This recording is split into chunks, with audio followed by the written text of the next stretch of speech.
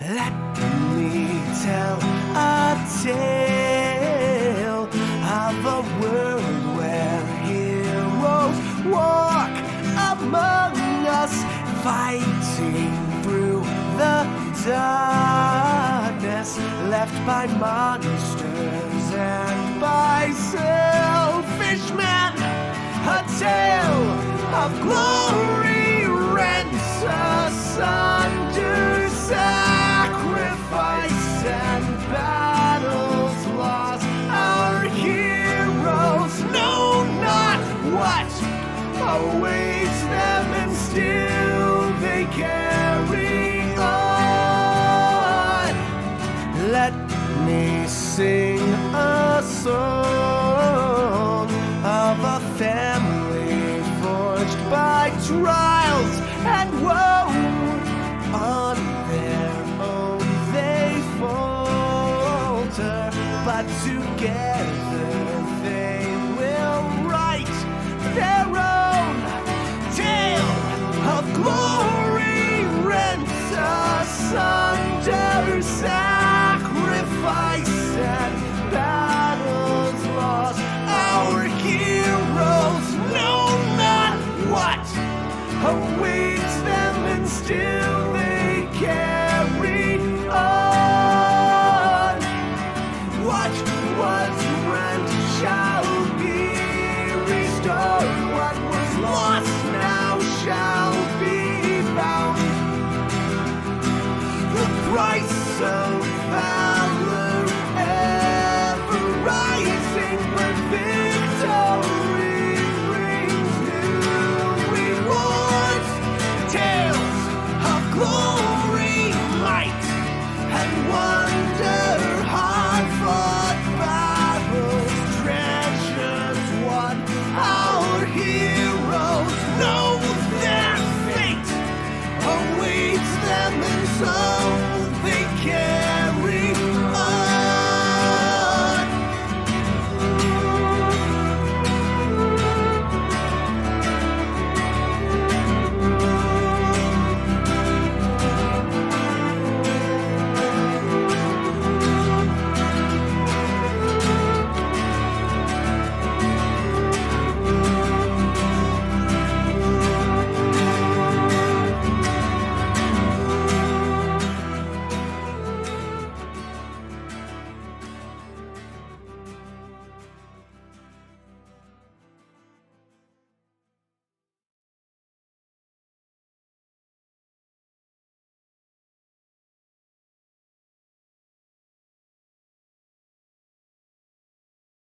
Yo, yo, yo, yo, yo. Hello, everybody. What's up? It's me, Pixel, and we are here with my good friend Beast. Yo yo yo yo yo. And we are doing some more world building today for the Stars Without Number sector. We did a session last week, and we really dug in on a couple of spots, namely the Alton cluster, which is I think where I want to set like part of my early game loop thing for when I actually run something in this. So we really kind of dug into that. And we made some stuff on the Alton system and the Ace Gate system. We have a few other systems in that sector, but I think what I'd like to focus on today, at least to start with, is maybe this merchant cluster and this war cluster stuff, and really kind of not as in depth as we went with the Alton stuff last time, with the Ace Corp whole deal, but at least some names, a bit more of a general vibe, kind of getting our brains around that, because it's the next biggest other thing. I'd at least like to get these factions kind of figured out for like these major factions, and then kind of, I may do more work on this, but that's, we may not necessarily get everything nailed down before we get it in front of the players. So that having been Yeah. said, Let's pick some flavors. let's do it. So, to recap for folks, this is a sector for a system called Stars Without Number. Just dropping by to say hi. What's up, Bonus Mom? It's a sector for a system of a game called Stars Without Number. Stars Without Number is a tabletop role playing game designed for a spacefaring science fiction kind of, setup. It's a pretty flexible system. It does have some assumptions sort of baked into the core mechanics that the game is about stellar exploration and things like that. But it's flexible enough that I think you really could do a lot of different stuff with the system. But with that in mind, the game has some tools for generating your own sector, which we have used. I'm not going to go super in depth. If you want to know more about all what we've done so far, you can go back and look at the other things which are up on our YouTube. But so we basically have taken this sector and we've broken sort of some of the main clusters into clusters and sort of thought about what are the big trade routes. We've made like the two biggest trade routes that connect the main clusters of stars. And we've done some in-depth work on one of those clusters, which is the ACE cluster, which is short for the ASE Corp or ACE Corp, the Alton Seville Hyman Corporation. So, we have a lot of really cool, fun stuff happening there that I'm excited about. And we have a whole culture of people who it's like the whole planet are basically like streamers and influencers and content creators, but it's so pervasive that they like stream every facet of their lives and stuff. And everybody's like is a brand unto themselves and has like stock values and things. It's wild there. I'm very excited to see how that plays out. But not every place is going to be like that. So we are going to do some work on the rest of it.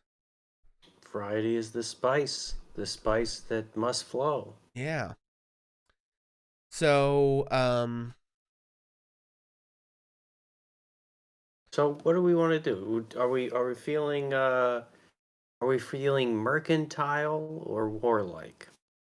yeah, well, we can review the mercantile stuff. We haven't named any of this necessarily. Currently, it has a faction called the Independent Merchant Consortium. I think I want to rename that. They are a sole supplier of a raw material called Caducean 5, which is crucial for making medicine in like post-tech medicine in the sector. They're at a real crossroads between all of these different clusters. So they have a very high sort of, I guess you would say immigrant population in terms of being a real crossroads. There's lots of people who come to do business here and establish sort of little, spheres of influence within their space. They have a preceptor archive, which we didn't really talk about, I don't think. And Yeah. we focus more on them being a sole supplier. They're also a trade hub. They're one of the places that actually has 3 tags. The preceptor archives, they're kind of, maybe we touched on it a bit. We didn't like it wasn't a huge factor. This is one of the things we randomly rolled. The preceptors of the Great Archive was a pre-silence, which is pre-scream, so pre, downfall of civilization. Pre-silence organization devoted to ensuring the dissemination of human culture, history, and basic technology to frontier worlds that risked losing this information among the human expansion. Most frontier planets had an archive where natives could learn useful technical skills in addition to human history and art. Those archives that managed to survive the silence now strive to send their missionaries of knowledge to new worlds in need of lore.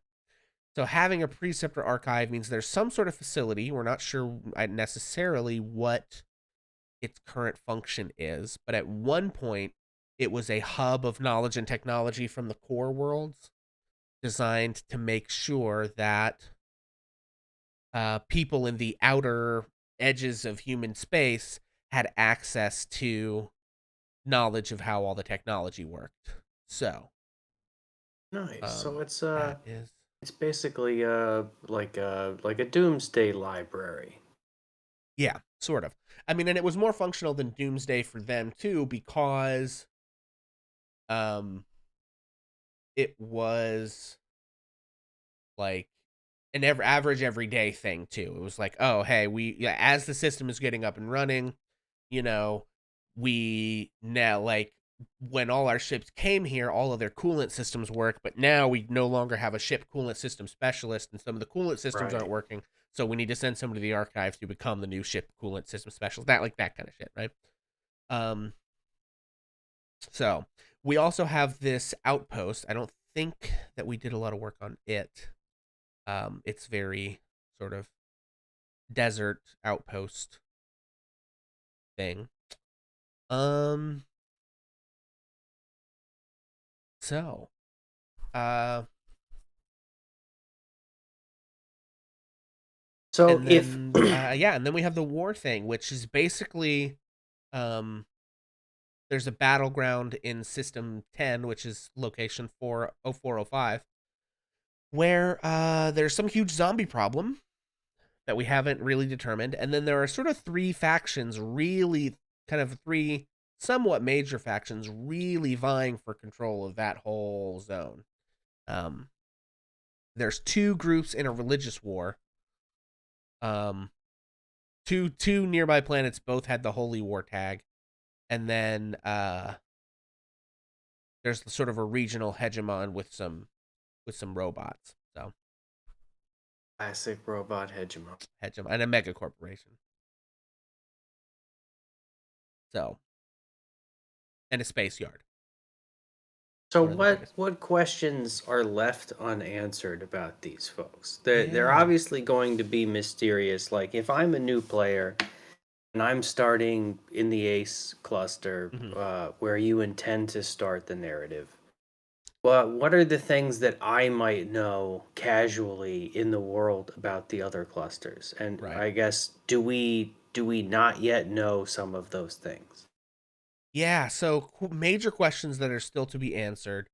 Sort of questions, but like in terms of what you'd have the most access of information to would be stuff going on in the merchant cluster, I think, which that also maybe could use a rename, because that's your closest point of contact with the outside rest of the sector, right?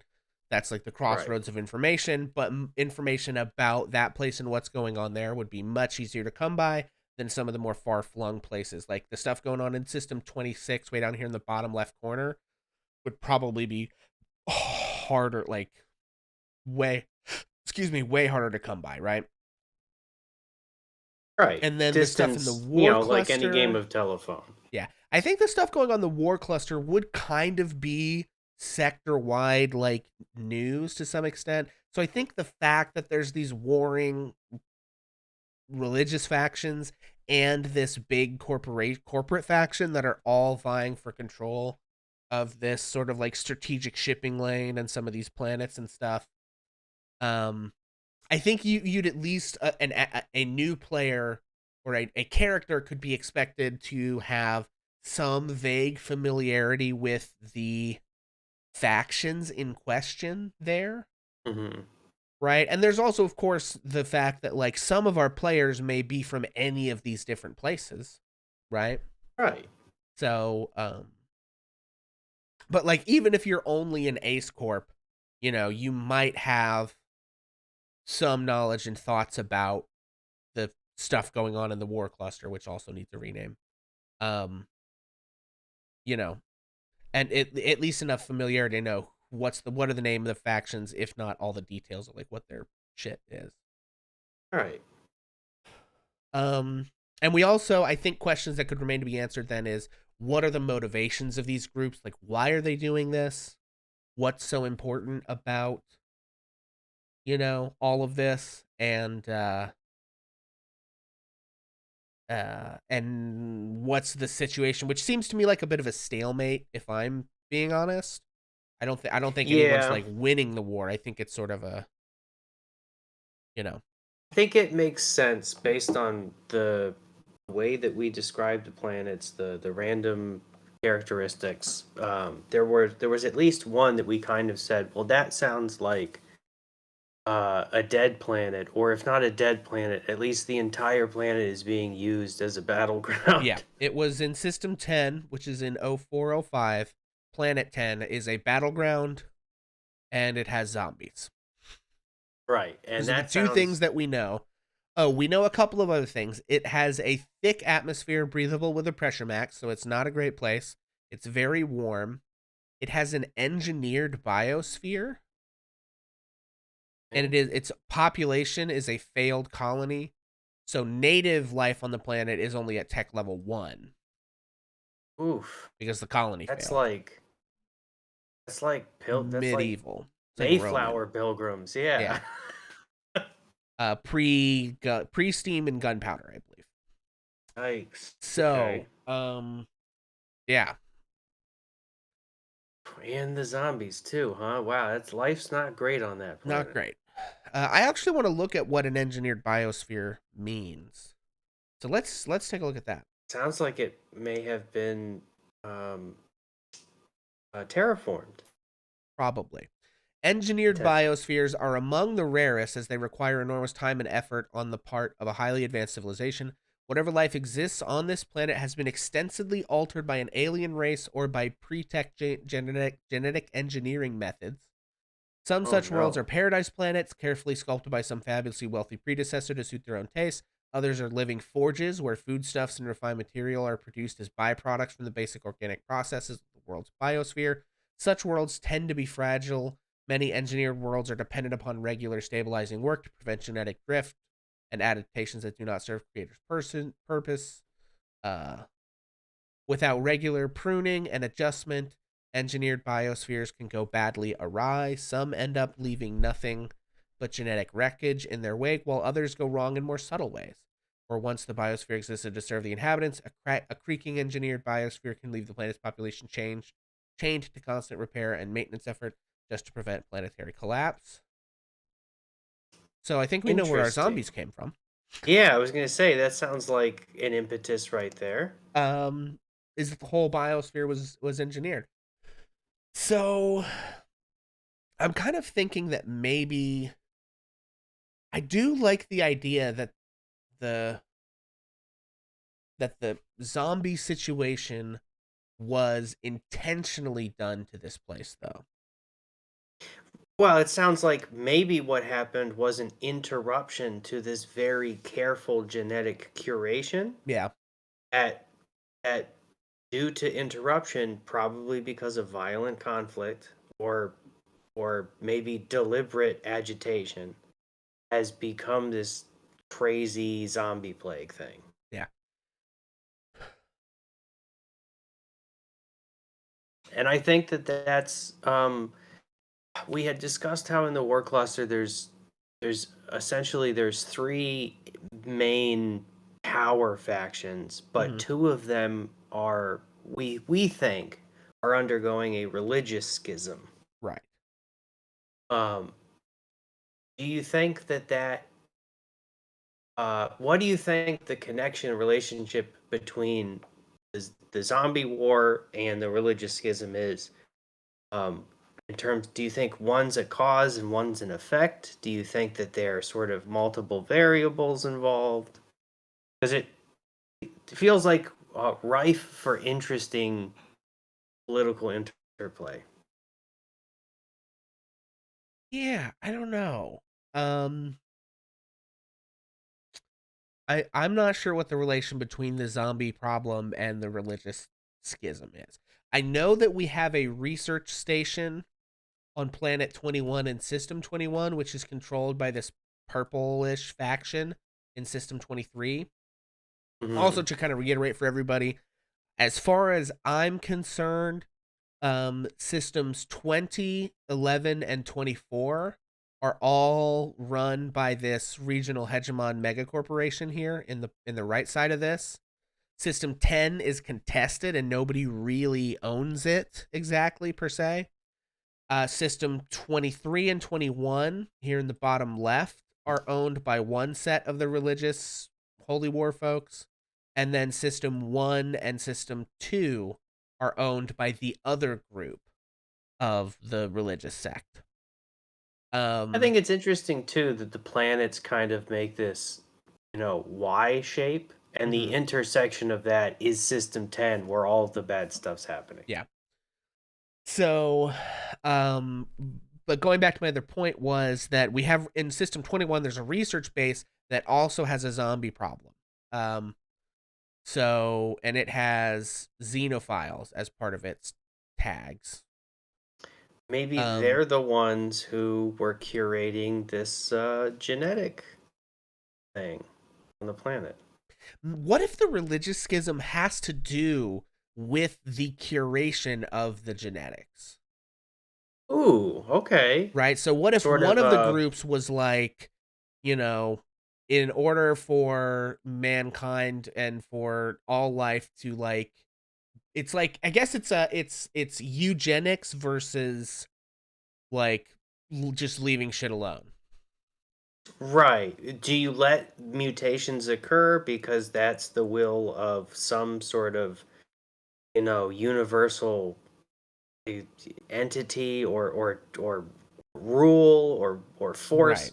or do you Natural tamper process. Right. deliberately because you have the ability? And Exactly. if you have the ability, why wouldn't you? Yeah. And I think and them incorporating that into their like sort of pseudo religious beliefs being kind of, you know, that there's like a moral angle to that question. And so then I think whichever group is against the tampering has either through violence disrupted the group of the genetic engineering, or at least whoever was maintaining the genetic engineering.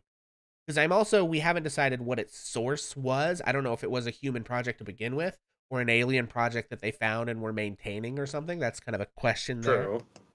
But the group who was against this that split off, we're also thinking maybe they share a some commonalities to like their philosophy otherwise, right? That they're like Yeah, it feels like sects. maybe there's some sort of one people who have now split into two, either through time or distance. Maybe they all came from Planet 10 originally, and they went down the chain of planets, sort of colonizing them or evangelizing them, and now they're coming back, but they've changed along the way somehow. Yeah. Now they're Um a family divided. yeah. And so yeah, so they either through the attack on planet 10 in system 10 caused them to no longer be able to do the necessary, genetic modifications to maintain the population which is engineered, leading to their zombie problem, or possibly deliberately introduced something that would cause the life to become hostile to the people maintaining it vis-a-vis zombification. Interesting. And Okay. I'm not sure which it would be, but like either one is a plausible reaction to this of saying like, okay, you want to like muck around with life, well, we'll just make it so that you kind of like can't because it now will just like eat you or whatever, right? Um Yeah, I think that's kind of just something that you have to decide, and then um ask yourself what the consequences of are, and if you're fine with that, then yeah. you just leave it be. Yeah, and I think the other option would be to start fleshing out those factions and see if decisions that get made around what one or the other of them believes or wants, or how they go about their business, leads to an answer to it. So there's kind of two different angles of attack on that. Um, I like the intentionally introducing it at angle certainly casts one or the other of them in a more villainous light. Like just, you know, Hmm. it very much Well, says like, hey, this is a faction that like introduced a bio weapon into a civilian population, for religious reasons and what amounts to an act of terrorism, right? Which certainly has a more charged moral dynamic to it yeah. versus this global catastrophe of this zombie problem is sort of an unintended consequence of a an invasion that was designed to prevent what they view as like an abomination of genetic engineering. Um, So if you're taking for granted, if you're saying that these things are true, that um they're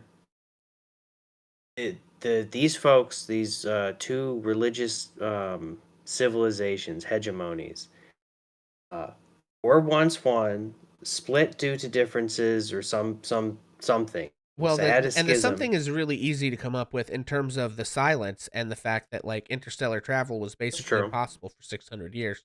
So there's a pretty good chunk of time that we have to And play six with in hundred terms of years giving an is excuse why right. they weren't in contact and able to really quickly diverge so drastically. I mean, quickly, 600 years isn't exactly quick, but yeah. Well, but there also is like huge social upheaval during that time, right? Where like True. tremendous amounts of tech and contact and history are lost, where all of it, we don't have anything, I think, necessarily, because a part of this too is all the roads between planets stop working because the geography of metaspace changes, right? So it's like all of a sudden the roads out of your town don't exist and might kill you and you and everyone else and every other town is in the same boat for 600 years. Things would, and all Yeah, communication is cut things off. things might get a little sloppy. That those 600 years would have a lot more change in them than the 600 years before, probably, right? um just sort of in response to everything. So um yeah, so I think my thought process is this as well. System 21 has this research base with zombies and xenophiles. I think the group in System 23 and they have refugees. So I think that is this faction who was pro engineering on System 10 and used to control it, Okay, right? Because that makes perfect sense. they've got a rigid culture. They have and then they have this research base with zombies and xenophiles. And then they have this set of refugees on their home planet, and I think those refugees are from System 10, which means System 2 and their night world and that faction are the instigators of the Said stuff. religious war crusade Yeah. thing. And I think the situation with the Megacorp is opportunistic. I think they Okay. probably see this like religious problem and are like, oh, if those two are so busy like fighting each other, we can swoop in and take, you know, further control of more of those systems if they spend all their energy fighting each other. But I think maybe they blundered and like moved in too quickly because I think maybe what they didn't count on, they're like, oh, Dug these guys too are fighting deep each and other. too greedily. Yeah, right. I think what they didn't count on, they were like, oh, these two people are fighting each other. We can just swoop in and kind of like kick ass, and they're too weakened to fight us off. What they didn't really anticipate was that the two religious factions would unite against them, and turn it into this stalemate where it's like, well, we can't beat them together, and despite their differences, they will work together to stop us because for some reason they hate us more than each other, right? Or they're like less open to us controlling their system than to either one of them doing it, right? Right. And then so they I think waited for a moment because I think this conflict's been going on for a while at this point. They waited for a moment where like, aha, they're at their weakest, so we're gonna swoop in, and they didn't count on them sort of like on the religious factions sort of uniting and working together temporarily to kick their to fight them. And so it currently now exists in this huge stalemate where it's like, well, the two religious factions, if they fully take each other out, will leave themselves vulnerable to the corp, and the corp can't beat their combined power, so they're all just sort of like scheming and vying and constantly trying to launch new, assaults on each other and find some way out of this stalemate, but they're well and truly fucked. Meanwhile, the Merchant Consortium is selling them all weapons, that some of which are probably made over in the Ace Corp sector. Right. And they're selling them weapons and medicine. Right. Horrible stuff. Okay. So we've talked about like big picture stuff, and I think we're getting a better read on what's happening in this system. So let's start digging in on the factions. So one of the thoughts that I had was kind of taking the two religious factions and doing a bit of a like Catholicism Protestantism thing with it, except flipping the roles and having the one of them that is more inspired by Protestantism be the like ideologically older kind of faction, and Okay. the one that is inspired by Catholicism being the newer split off, if that makes sense. Like a reverse reformation. Exactly. Like Okay. like a de-reformation kind of thing. Yeah. And so, and I think to cast then the Protestantism as, that it's about, well, I don't know. Um, hmm. Because there is a thing where like the aesthetics of the genetic engineering situation, I guess I could see that both ways. Because like part of me is thinking that the like neo-Catholic group could be like, there's an aesthetic difference, right? One is this like, at least in terms of what happens on Earth, right?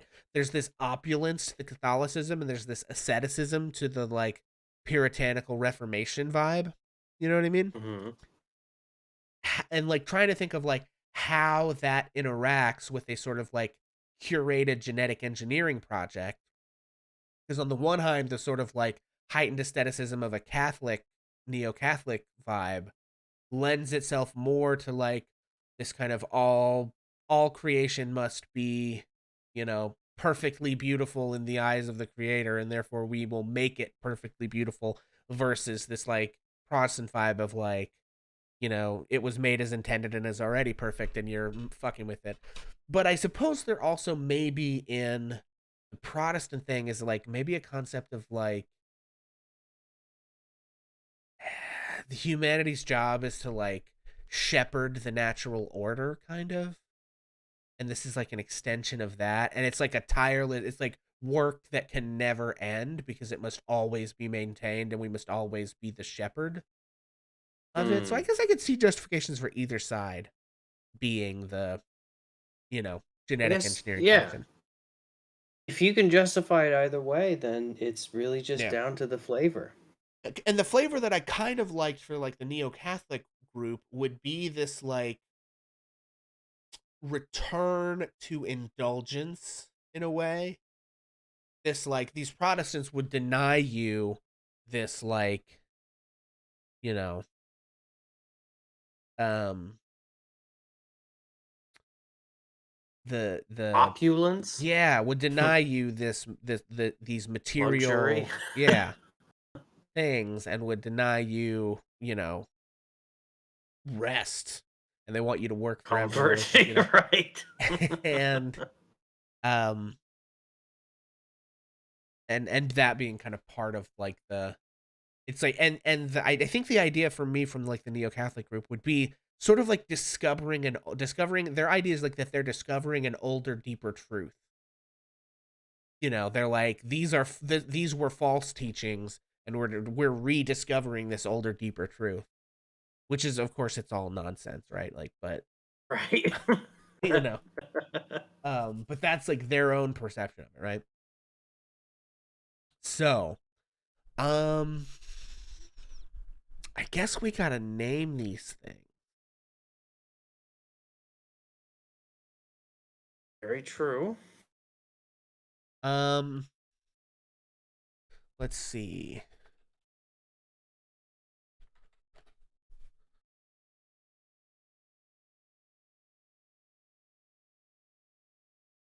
Do you have kind of? I mean, you've already expressed the vibes, but do you have like a sense of linguistically Yeah, how I you want them wanted to to, sit? in an absolute travesty way, smash together 3 to 5 different parts of regular um Protestant sects. So you have Mm. like Baptists and Methodists and Pentecostals and Lutherans and Presbyterians and Episcopalians or Anglicans and, So like Adventists and a a bunch of stuff. pentamethobaptic, Yeah, please. some, like Baptidistarians or something. Like, I don't know. Some kind, like, and I don't know what maybe some of that decision could be made based on like because I think the first part of the word, um, should be whatever maybe has like the most influence over the ideology of it, right? And I have a vague sense of like some of them because they're relatively close, but there are some differences, right? Um, but Baptistarians isn't bad. That's, I mean, off the cuff, that's pretty good. If you're shooting from the hip, you're probably still hitting something.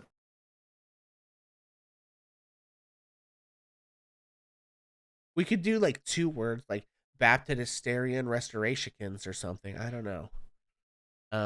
Maybe that's too much. Hmm. Well, let's start there. So, we're gonna add another faction. Um, what create faction? Baptistarians.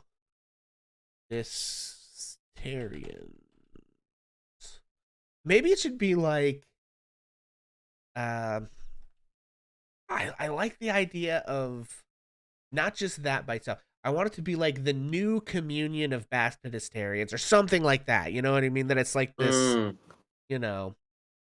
Maybe the other ones can be something like the rediscovered saints of Baptistarianism or something. Make Yeah. them very Okay. close. How about the Reformed Communion of Baptistarians? Okay. And that's the old one, Sure. right? Okay, so let's look at them. Let's make them as a group first, because this is our first thing into faction creation. I haven't done this on stream yet. We're gonna use an example faction here. I might have done this. I think I don't know, but this group is a zealous faith. So they get certain attributes. They get 3 force, 6 cunning, and 5 wealth as their sort of faction attributes. So they're not super militaristic, by themselves, but the two of them together are hit pretty hard. Um, okay, their home world is a planet, and they are on planet. I'm not sure. Oh, actually, I don't need to make a new one. I need to religious fanatics 2. Okay, I just need to rename religious fanatics 2. Never mind. Okay, so these guys, edit. These are the Reformed Communion of Baptistarians. And for all of our non-Christian, non-waspy folks out there, uh, we're basically doing a little play on Western Protestant Christianity. Yeah. Which is the environment in which we were raised. Right. As a person whose dad is a retired minister, I feel amply capable of lambasting this particular. I feel like I'm in my lane here, is what I'm saying. um. Okay.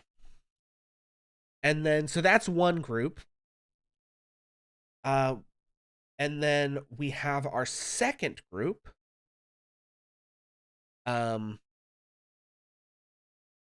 And they are going to be sort of the neo-Catholic group. And I wonder what we should call them. I think new. The new. What about Um. like instead of new, like renewed or like reborn or um rejuvenated? I don't know. Um. New is fine. Yeah. I don't know. They're the.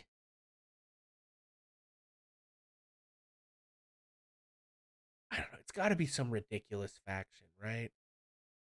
Uh. I mean, it can't be that hard to make it sound pretty ridiculous. Just give it like 80 names.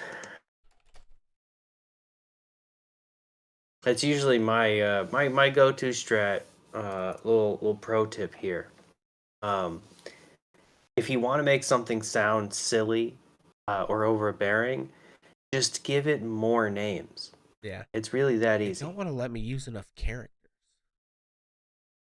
Here's a quick example. Bob. It's not that silly of a name. It's a pretty even keel. You could say it kind of funny, like Bob, but that's about it. You can stretch it, but it doesn't do much. Bob, the cantaphylactory of Zippy Doodah Yeah. now is a ridiculous name. Right. So what about the Reformed Communion of no, that was what about the consecrated sainthood of Bapto Catholicans? I love it. It's fantastic. It kind of takes again, we're bringing in that other vibe, but the Bapto part is sort of like there to remind us that these used to be one faction. The sainthood thing, I don't know. Yeah, the Reformed Communion of Baptodistarians and the consecrated sainthood of Bapto Catholicans. I think we've done it. Um, so now we need to name some of this shit. Name and stuff. This is some Um, people's favorite thing, and this is other people's least favorite. yeah, so I think some of these homework, like we have a lot of stuff. We're not going to be able to like in depth name every bit of this stuff tonight. There's no way. Some of the stuff will have to be randomly generated, and we'll just hit the button until we get something we like. I think some of the like home worlds of major factions and names of major factions need a little bit of that edge on them. A little bit of that like hand touched flair. Because if I generated a random thing, there's no way I would have gotten anything quite as right as the Reformed Communion of Baptodistarians and the Consecrated Sainthood of Bapto Catholicans, right? That like does what we want it to do. But if you've got, one of these sectors out in the boonies here, if it ends up being named, Kepian 42, it's like, okay, that's fine, right? Um, okay. So, um, how do I want to go about naming these systems and planets? I'm going to take a 5-minute break, and Okay, I will be back to help you with that. very good. Um, hmm.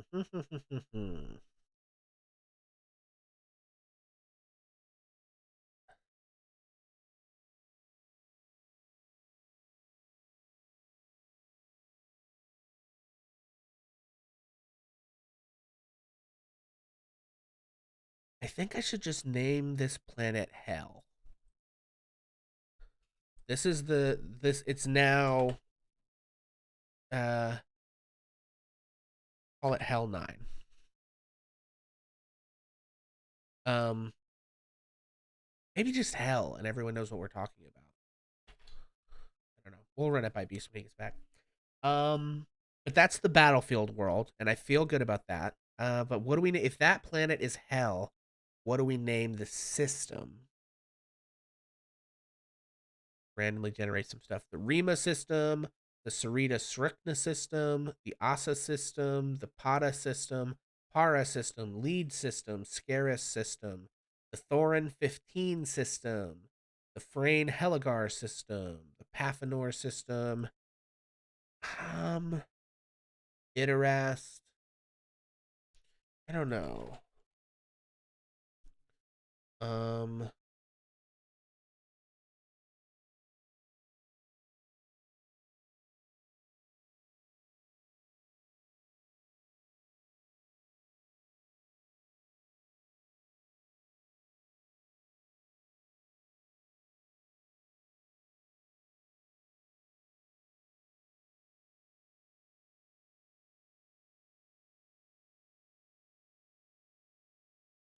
we'll call it the Streetho 2 system. I don't know. That's fine. Um, and this system would have some other stuff in it, I think. Right? It would have like some military installations in terms of like maybe even extraplanar stuff, asteroid belts, and things. But that's a problem for a different time. I actually need to roll up points of interest for all these fucking systems, honestly. Um, which I guess I can just do.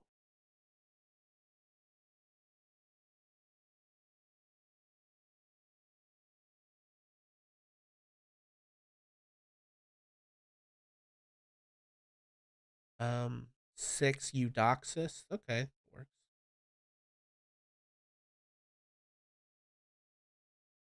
Survivors of destroyed asteroid base. Foreign spy ships hide there. Those are beautiful. This has 2 asteroid bases. Go before. Zealous religious sectarians hit a vein of priceless ore. And Nardo 3, wage slave corporate miners hit a vein of priceless ore. Okay. This one can go. We don't need 2 asteroid belts in this area. But Doba 4 kind of works. Uh let's call this Saint. Saint Doba. We'll call it Saint Doba's belt.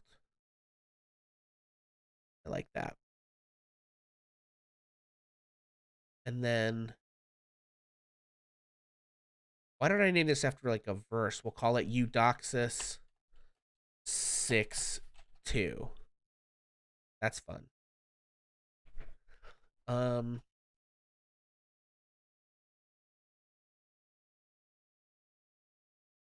okay. Let's see. Let's name research base 21. What do they got? Becquerel, the Bomba 4, Lenya. This one is one of the Baptodistarians, right? Baptodistarians. Um,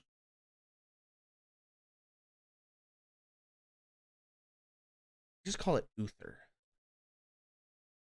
Excuse you.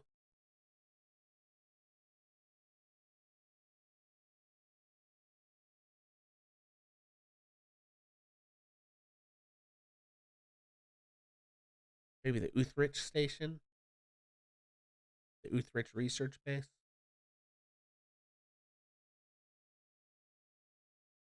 Yeah. Um, let's see. Planet 21. I want all of these to be very like Anglicanized sort of things. Also, I don't have chat up. Is anyone hanging out? No. Okay.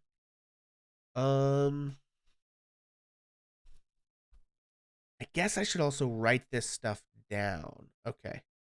So, elements. Let's consecrated. Nope, I want Reformed Communion of Baptodistarians.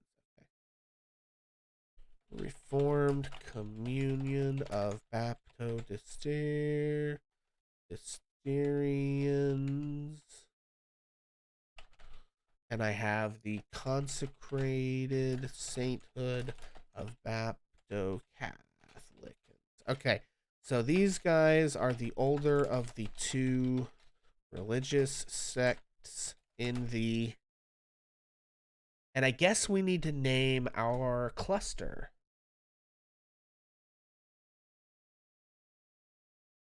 Um,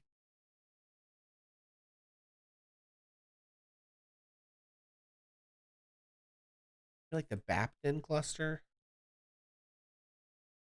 Yeah, let's call it the Bapton cluster. You come here. Clusters. Edit.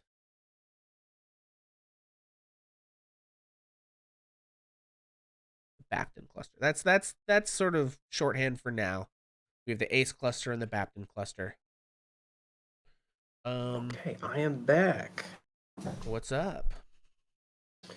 So I see we got some good names. Yeah, I did some work. I did some work on on System 10, which was the zombie planet. Yeah, The zombie yeah. planet is now called Hell. Of I course think it is. everyone would. I don't know what it used to be called. Maybe Heaven's Gate or something. Yeah. Heaven's Garden. It used to be called Heaven's Garden. Now it's called Hell. We're gonna put that in a note in here somewhere. Note. Add note. And it was Heaven, HEV''N, Heaven's Gate. Very Classic. Protestant, right? And the note is this planet used to be called Heaven's Gate back when it was a colony with engineered biosphere,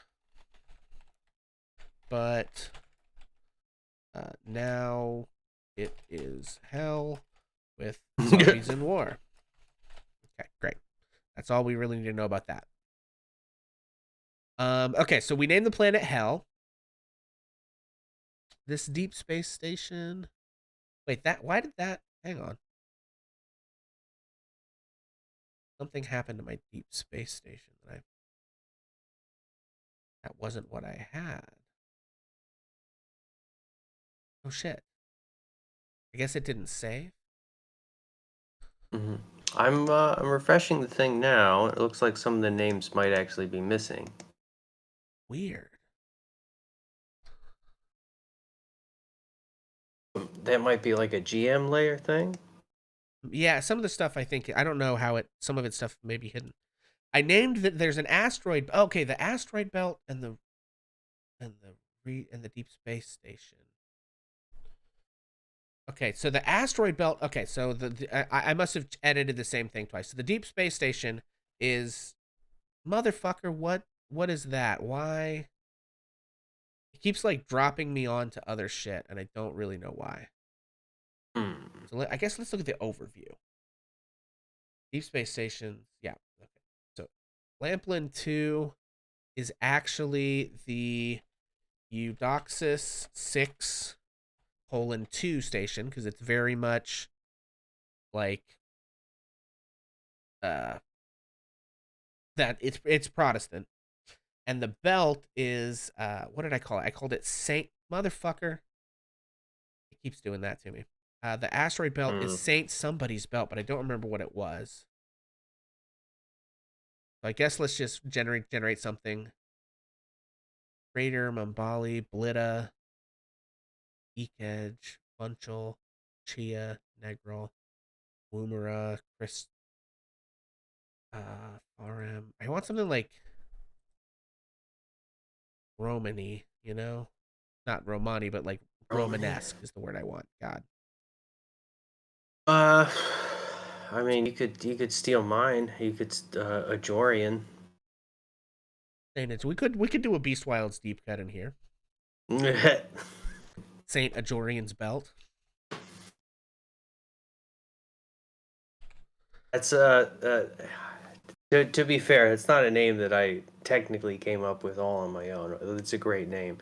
It's a ripoff of Saint Ajora from Final Fantasy Tactics. It's an asteroid base versus an asteroid. I see what happened. I named a base on the thing, and I named the base Saint Doba's belt. Instead of naming the belt Saint Doba's belt. But I think Saint Ajorian is better than Saint Doba. So now I just need to rename the base. We'll call this. We'll just call it Ajorian's buckle. Nice. Love it. The belt and the buckle. Yeah. So cool. Wait. Whoa. Okay, I see what happened. Okay, this can get deleted out of here. This doesn't have a space station in it. Back. Okay, so we have a deep space station called Eudoxus 6:2. We have an asteroid belt called Saint Ajorian's belt, and we have Hell. Wonderful. And then I was going in and just making a note of some of the stuff.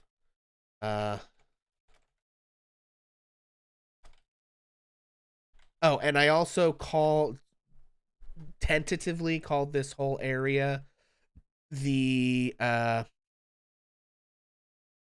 Bapton cluster. Yeah, nice. I think it's fine, right?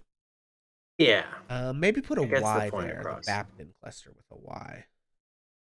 Make it Oh yeah, spacey. that's another pro tip, folks. If naming things in a sci-fi way, just add a bunch of Y's and Z's and X's. Yeah, The real weird ones that you don't use a lot. exactly. Okay. The Bapton Nobody cluster. wants to go to a planet in space Okay. called Bill. Okay, Okay. we'll just outright say this based on Protestantism. These guys are more ascetic. Protestant work ethic is dominant. They viewed the maintenance of the engineered biosphere on, we'll call it Heaven's Gate again here. Heaven's Gate, now called Hell, as I think they viewed it as like a duty of Yeah. mankind as a shepherd of life to endlessly maintain the perfection of creation. Okay. The consecrated Baplicans are opulent, indulgent.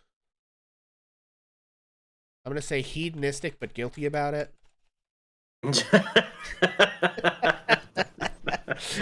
Yeah, sure. Yeah, why not, right?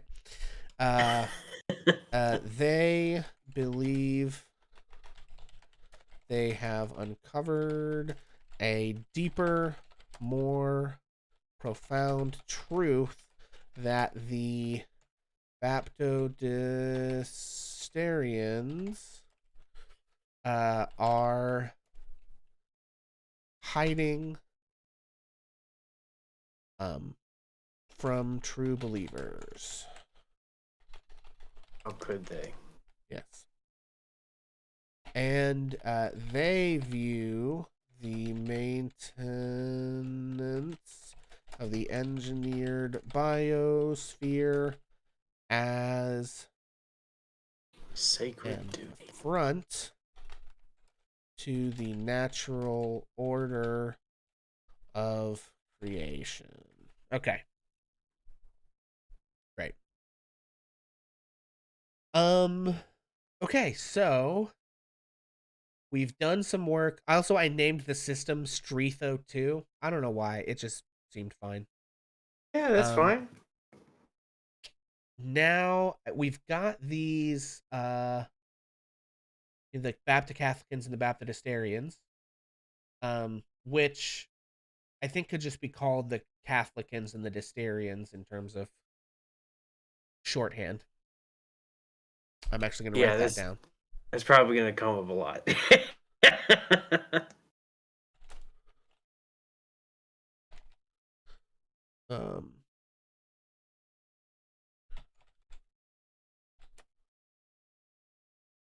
Okay. So, because no one's going to say the concentrated sainthood of Baptocatholicans. And I guess you could do the CSB and the RCB too, but I don't want to get too into, uh, acronyms for everything. Too many acronyms. Too many right? acronyms, they'll start to lose meaning. Okay, so, but I do want to look at their planets and systems. I kind of want the. Oh, also, I named the system, the research base in System 21, the one with the zombies. I named it the Uthrich research base. I guess we'll call it Uthrich research base. I don't know about research base. Maybe the Uthrich Institute of enrichment.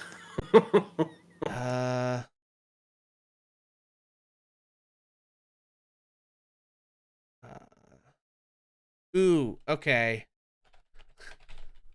We'll call it Traditional the values. Uthrich Institute, the Uthrich Research Institute of God's Perfection. Wonderful. Okay, great. And they're in their fucking zombies. That's what's going on. I want everyone to be absolutely clear on that. They are xenophiles, like Nasty. literally. Absolutely nasty. Okay, so great, but what do we so we've got a bunch of shit to name here, and I don't want to like belabor all of it. I do again, I think these main systems need the right touch though. So let's start with the Dysterians in System 23. What would they call their home world?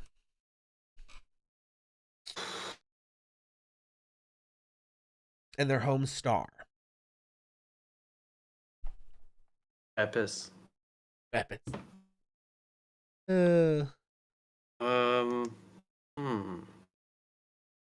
Mysterious. It Probably. I mean, there's a couple of ways you could go. You could go with like a virtue style name of like redemption or penitence or salvation. Yeah. Potentially you could name it after a historical figure, which I feel like we've done a lot in this sector. Name it after So what maybe now? not. Oh, like a made up saint or something, just Yeah. to build up the canon a little bit of the Baptodysterians. What about just naming it Toil? That's a great name. That's a great virtue name. Excuse And me. is that well, but I Toil isn't aspirational. Like I don't know of like in the way that like toil is something that is bad and sad, but like Drive, putting in the elbow grease is not. You know what I mean? There's like I'm looking for something that is a one word value for putting like work. aspire. Let's see. I mean, it sounds like you're talking about aspirational. Yeah, Or but like I want a version of toil, a version of work that it like I want a way to say toil that you could make an argument someone would believe was aspirational. Does that make sense? That it's like that this is a value to which I should aspire, but it basically means hardcore. hard work, right? Um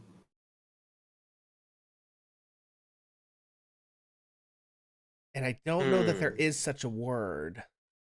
Oh, I'm sure there is. Achieve. Endeavor. Endeavor's pretty good. Let's see.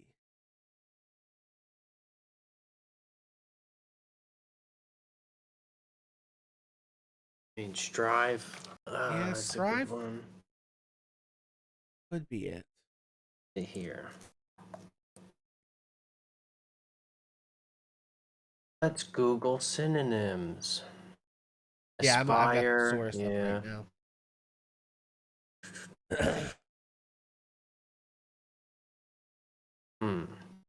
Let's see.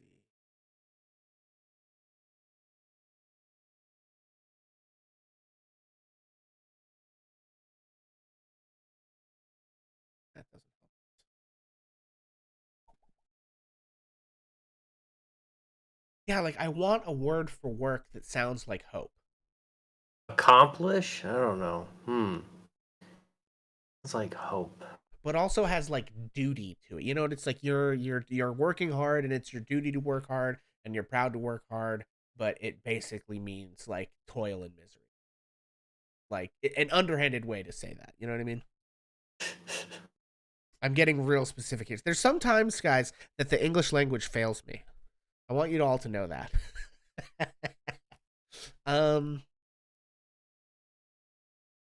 Attempt. Yeah, I don't think there is something that really quite does. I bet there's a German compound word that means Right? exactly what you're thinking. Uh, Hmm.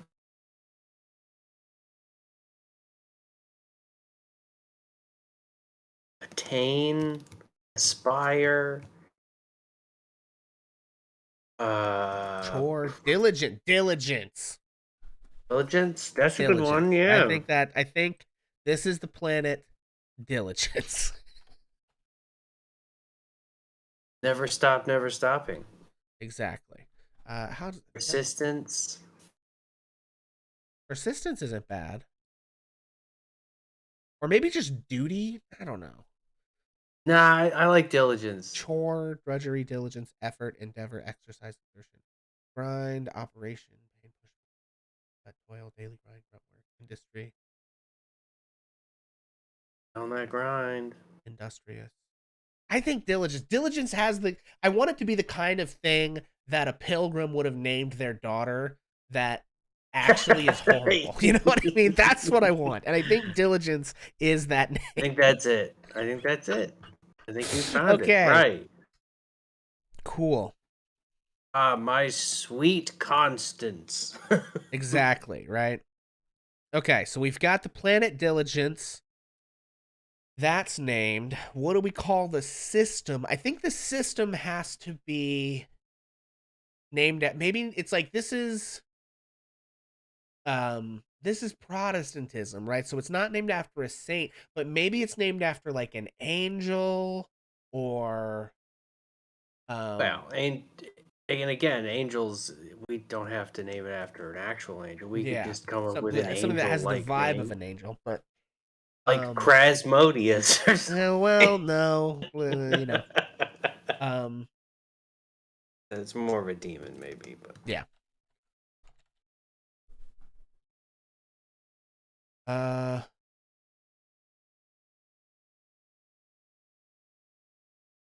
top baby names it's. inspired by angels. Oh no. Let's see. Micah, Seraphina, or Seraphina. It's not bad. Gabriel, Raphael, Michael, Gabriella, Castiel, Oh, Mike. Angelica, Hale, Uriel, Cassiel, Yael, Rafaela. Micah might not be terrible. That's the kind. Again, I'm going for I like names that Micah. some dipshit Protestant would name some fucking pilgrim ass shit. You know what I mean? That's the vibe I want here. So this is the Micah. I need something else with it though. Micah.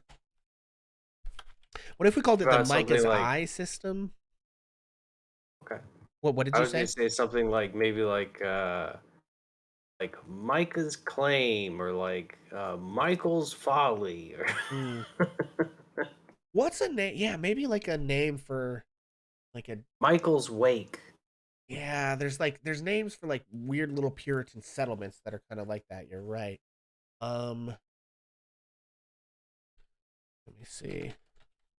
Micah's Landing. That's a little too on the nose. Let's see.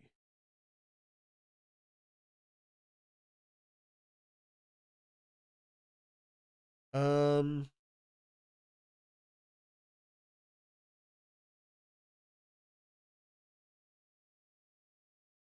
Micah's Retreat. Micah's Venture. yeah. Hmm. Um, Micah's. Micah's Mistake. Hmm. Sometimes naming them weird stuff like that is something tragic, tragic, but nobody would say it tragically. Yeah. Hmm.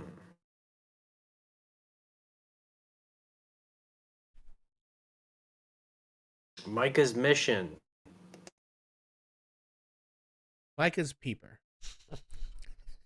Yeah, why No, not? I don't know. There's no rules. Yeah, It's vibes, but that's definitely not the vibe.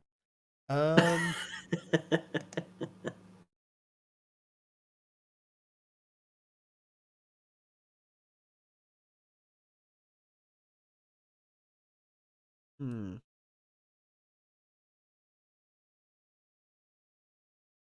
Micah's Gleam? Gleam? Gleam? With a G? Gleam? Yeah, Micah's Gleam. What is he gleaming? Is a star. Okay, all right, that's fair. Stars a gleaming. Yeah, stars are gleaming. You're right about that.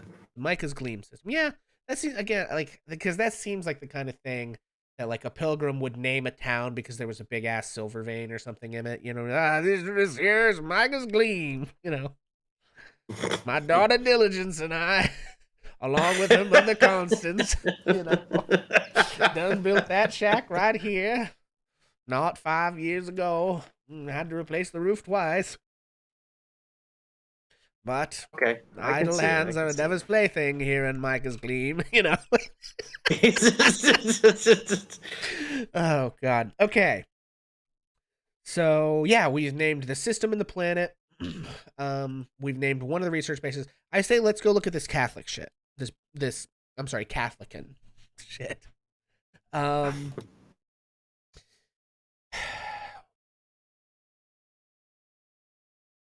I think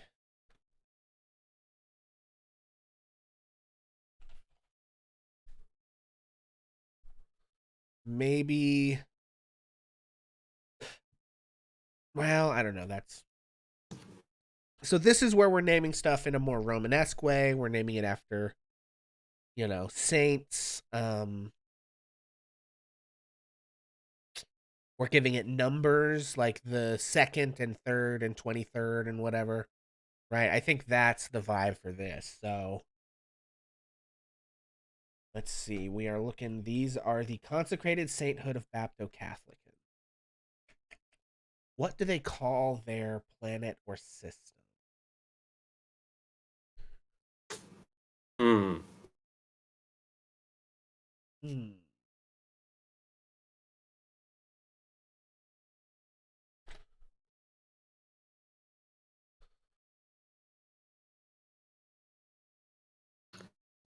I mean, you could do some classic made up Latin. Yeah. Um.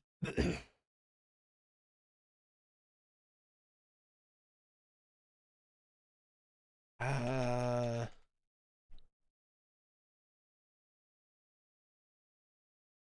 What about the Larian and then some number like Larian 23, Larian 15 system for the star? Larian being like a made up Latin that sounds like it could mean something like light. Sure. Larian. I too like to make up a new root word and then make up fake conjugations. Give Yeah. myself. You got to give yourself. You can stretch your world building, folks. With just a kernel of imagination, you can come up with a whole popcorn bowl full of ideas.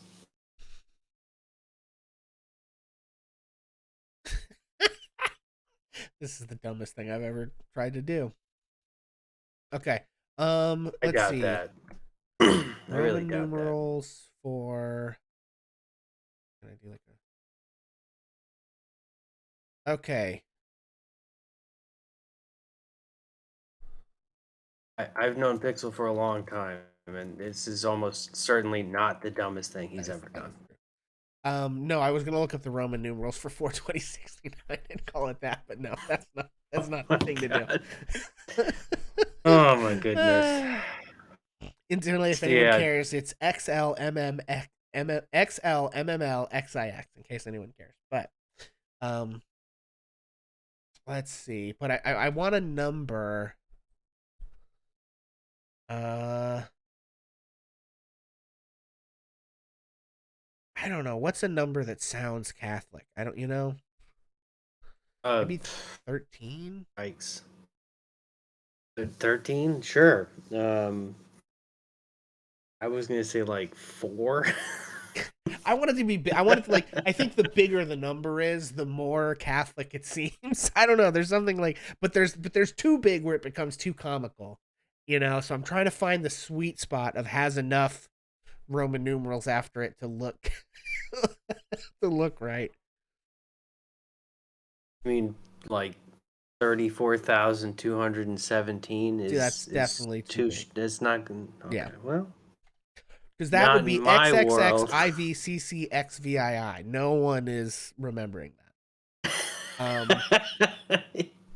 If you truly commit to the bit, you would remember it. 342 CCCXLII. Ugh.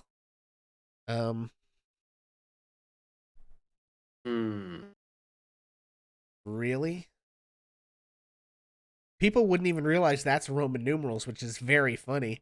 If you did 555, apparently it would be DLV, which no one would recognize as Roman numerals because there's no X's, I's, or V's in it. Right. DLV. Nice. I mean, there's a V, but like by that point, like, is this the DMV planet? What the fuck? Larian. I think Larian 13 is fine. Well, I think we've got that's good enough. What do they call their planet? Oh goodness. Maybe I think the planet is named after whoever discovered the ancient texts or the ancient doctrine or whoever, you know, whoever the person is. Sort of like your Saint Philora here. It's like your right. Everything traces back to this one person. Hmm.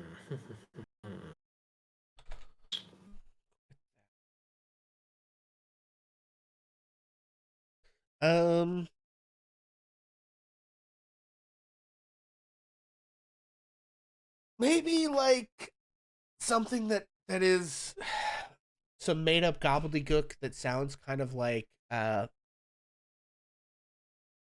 based on the Latin root for truth, right? So not veritas, not verity, because verity is something that the Protestants would have named it. Veritas is way too on the nose, but like varian or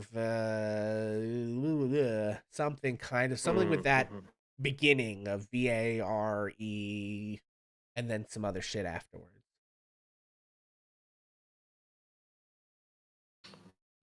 Or just Vertarian, Saint Vertarian, Saint. I mean, Vertarian's pretty good. Okay, VERTAERIN, Vertarian. That's all right. Oh, that's okay. Cancel. That's the system. I want to name the planet. Sorry, this is Saint Vertarian. Sometimes it's hard to see what you're like, which specific thing you're working on. Okay. Except instead of spelling out Saint, I'm going to spell out abbreviation Saint Vertarian. Okay. Great. So that handles naming the home spots of and the home planets. Oh, but we've got Larian and Vertarian. I think that's too much Aryan. I mean, a lot of times when you have similar endings, it's just common roots in a language. Yeah. I don't see that as a conflict necessarily. I think it's too much. What about Vertarius or Vertarius? Just change it to an S. I think that's still Vertarius. And is a little bit. The thing I worry about is like my players constantly saying the wrong one when they mean the other thing, you know? Oh, yeah, like naming 3 characters the same name. No one would ever do that. Right. Who did that? Me. Oh. What were they named? Ajorian. Right, that's right. Okay. So we've got I like the vibe here. We've got Micah's Gleam system with the planet Diligence. We have the Stretho 2 system. The Heaven's Gate, I think, worked well. Everyone calling it Hell works now. Eudoxus 6-2 works because it's named after a fake Bible verse. And Saint Ajorian's Belt is very much in the Romany Romanesque way of naming things. Streetho 2 isn't working for me with what I know now. Okay. I think it's got to be more like Micah's Gleam, not like to go back. Like it's got to be. I think the name of this system needs to be Dysterian and not Catholican. And Streetho isn't really hitting it for me. I see. Okay. Um, why don't we just okay? What if we just call it the Heaven's Gate system? Simple solution. Right, and the planet was also called Heaven's Gate, or maybe Heaven's Gate Prime or something. Heaven's Gate 1, Heaven's Gate 1:1. Heaven's Gate 1:1. That Give them all hexadecimal values. Well, no, I'm saying so. Heaven's Gate. It used to be called Heaven's Gate 1:1 because it was like that was the verse it was named after, right? Which would have been something like, "And lo, he saw within the void the bright shining, the gate of heaven, gleam of his work, blah, blah, and the blah. gate to his everlasting love," or some bullshit. I don't fucking know. You get it, right? I get it. Yeah. So the planet used to be called Heaven's Gate 1:1, which is like calling it Prime or Alpha or even just 1, right? Like it's the first planet around the star or something, right? But now they call it Hell. But the system is still called Heaven's Gate. I like it. I'm with it. Okay, so we've done some really good work here in an hour and a half, naming 5 fucking things. Okay, the last thing to look at, and then I think we go blitz on just scattershotting bullshit out there, is this other big ass corporation down here. So what we know about that corporation, they have access to one of the major space yards over a radioactive world on or in and around, I don't know if it's on the world or if it's in orbit around the world, I don't know. In System 11. Okay. They, on their home world, have a lot of robots. And on the world that is like the shipping lane, they have bubble cities and a local specialty. Ooh, okay. I think the local specialty is robots. I think this is a like robotics and ship construction company. So I think they make working robots, androids, drones, they make spaceships with the androids, robots, and drones to some extent. You know what I mean? Like, okay. That's so. What are your thoughts on that? I don't immediately think specialty when I hear robots. Okay. But it's an interesting twist because of that. And I enjoy being surprised. So I like that.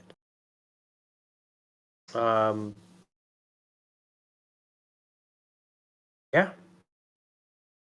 Okay, cool. So the something robotics corporation or something like that,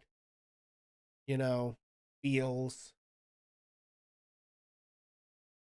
So are we saying that these are the guys who aren't involved in the religion at all?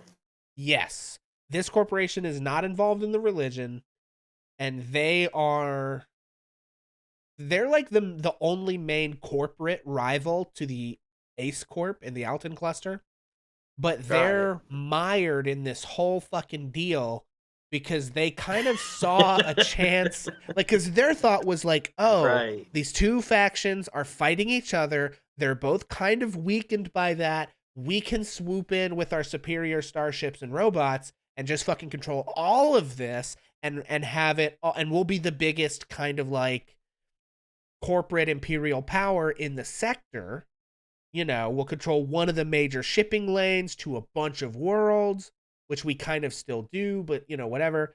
And then in System 20 or whatever, which has a slope especially, right? So like, yeah, like we're perfectly poised to do this, and then they just didn't anticipate that both of those groups would unite to fight against them, and now they're kind of all three at war with each other, locked in this interminable stalemate, right? Right.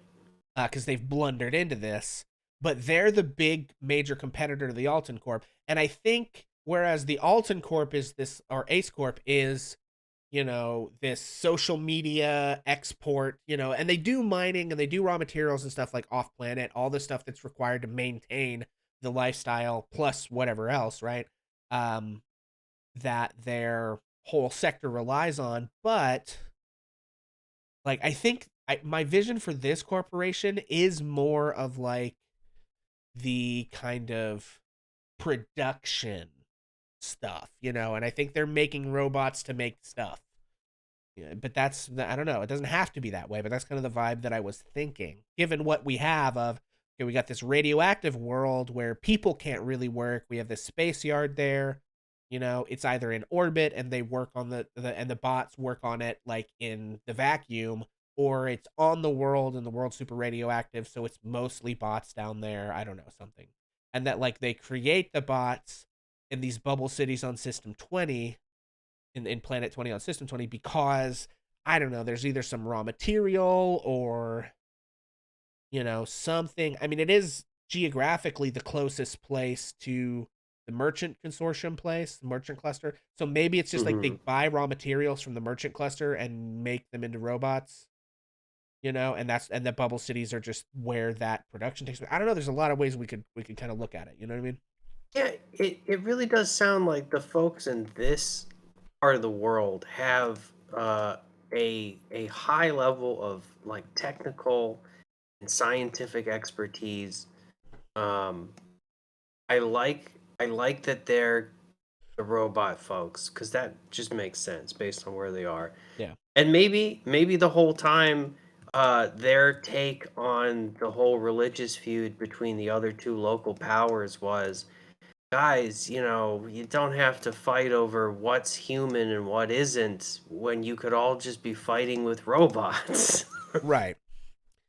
Uh, or when, and you don't have to toil endlessly to maintain this genetic engineering because the robots can do all the work for you. Right. Little Wally style. Yeah. Um, so yeah, so I think the something something robotics, I don't know what the something something is, or I don't know what the first part of it is, but the whatever robotics corporation, I think, you know, works for me but it's like, what do we name the first part of that? Is the in terms of the faction, right? The utterly non-denominational robotics corp. Okay, all right. Too It's a little on the zany. nose, yeah. Um, I feel like um, I don't know. I think this is the case. Sometimes you get those names that are just like descriptive, right? mhm. So, of I don't know.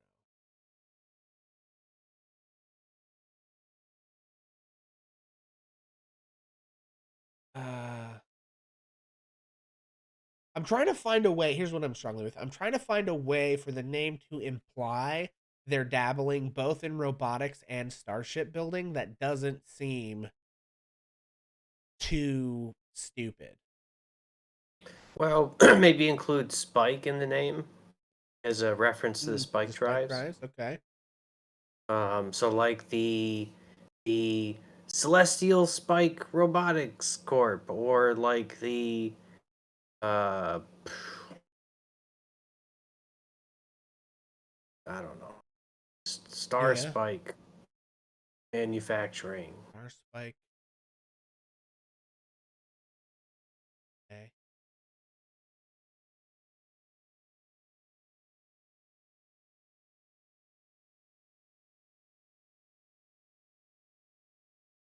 Yeah, what do you think? Okay, hang on.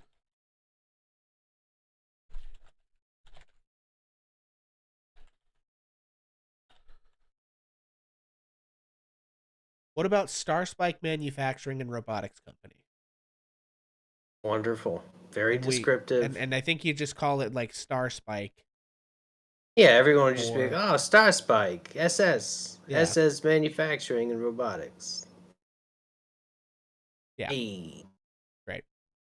Okay, so we have the Starspike Robotics and Manufacturing Company. Um and they're so that's the name of the company. They have a home world and a home system. Um, I think this one. Let me generate some random planet names: Amphilo, Montaro, Salakis.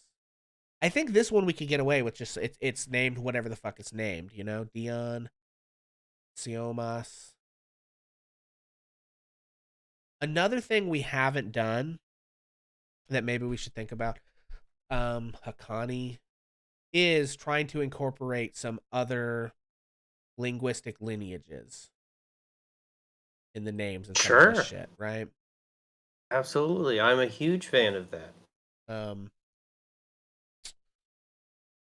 Merusa I I 23, Rimne. I as much as possible I draw my references from non-Western Eurocentric Yeah. traditions. And sometimes I filter them a little bit through some fantasy tropes, which are very Western, Christo Eurocentric, um, but which give it that kind of mysterious vibe. Yeah. Um, so although I don't know, there is a way in which it's like, okay, if I name the robotics company like something East Asian influenced, I'm like, that seems a little too overdone, you know? Um, Sure.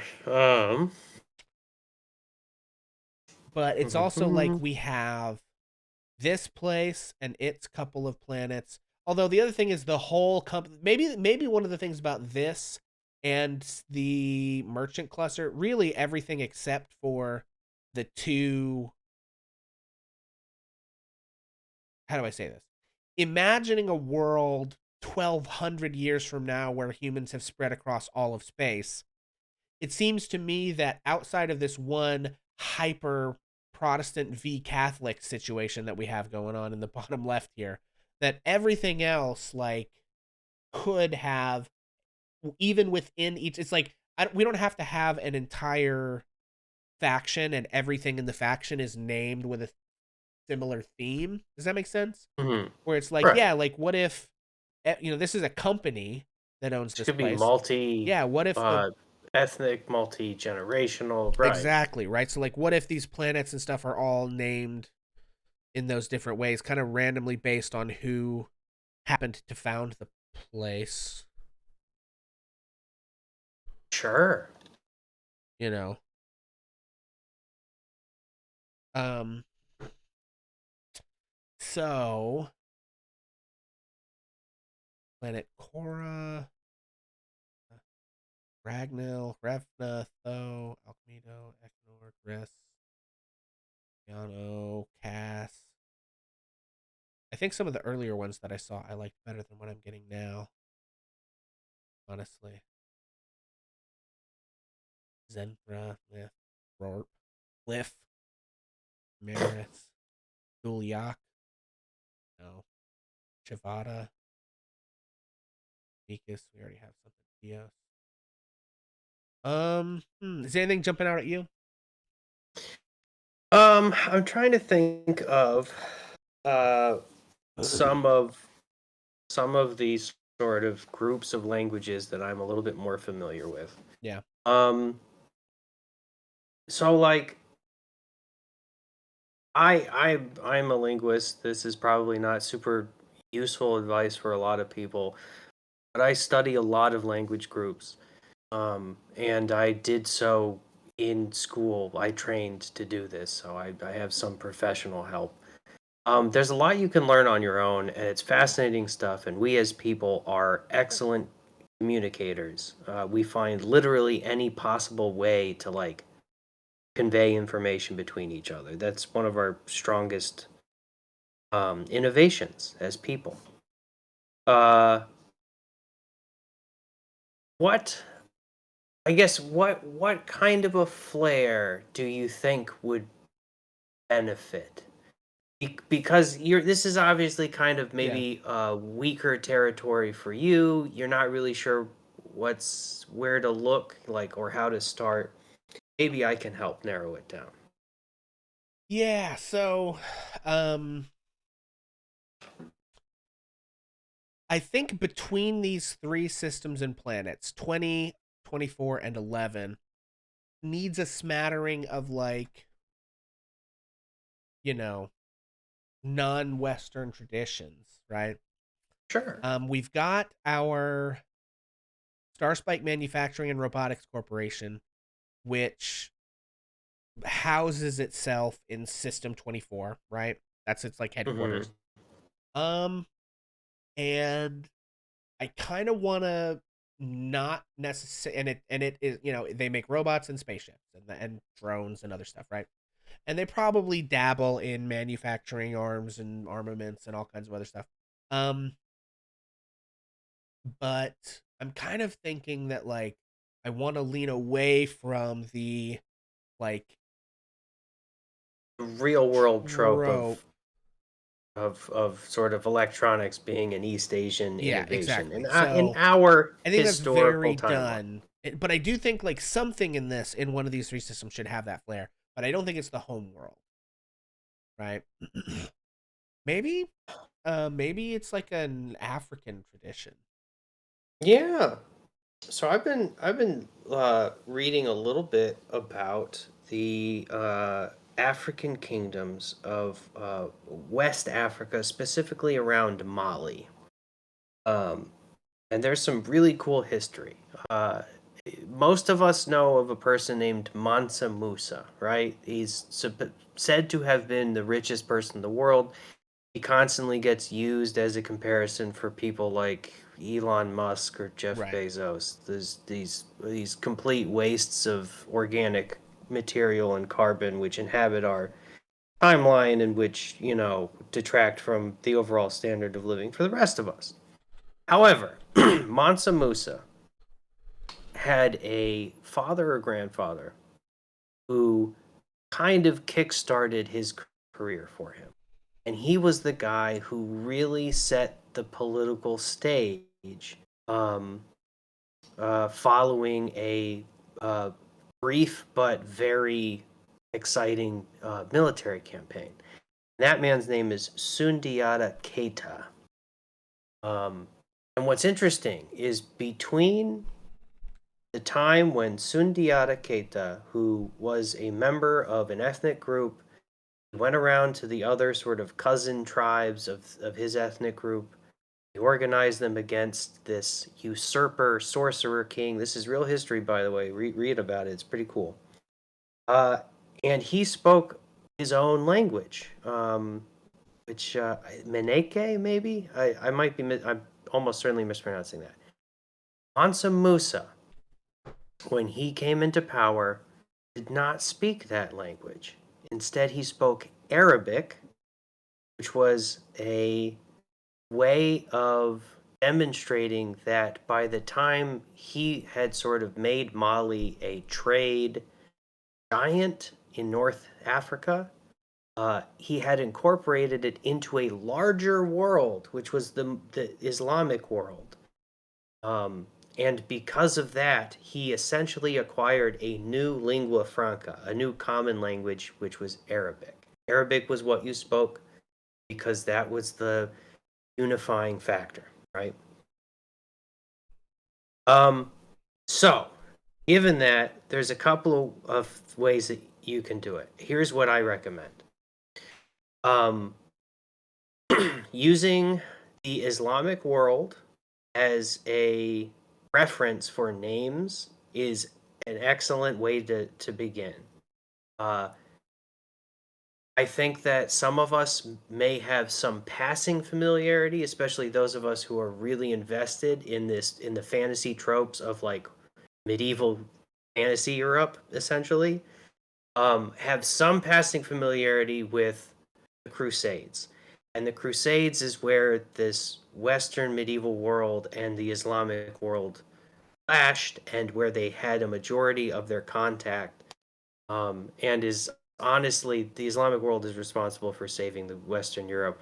We're absolute barbarians who can't do anything except organize military campaigns.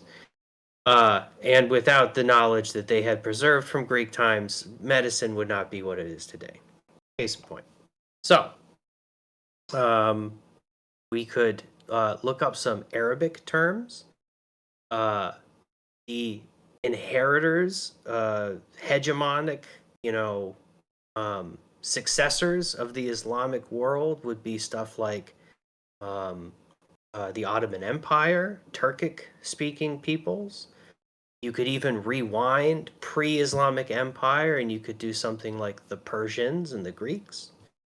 Um, uh, so, I guess to distill the advice I'm trying to give is you can find moments in time where there were a particular type of people or any types of people assimilated in some way for mutual benefit. And those times are generally really well documented, and they have a lot of people's names and places' names that you can steal, and all you have to do is change like one letter. Gotcha. Yeah, I don't know. What I'm thinking is a little bit in the lines of like leaning towards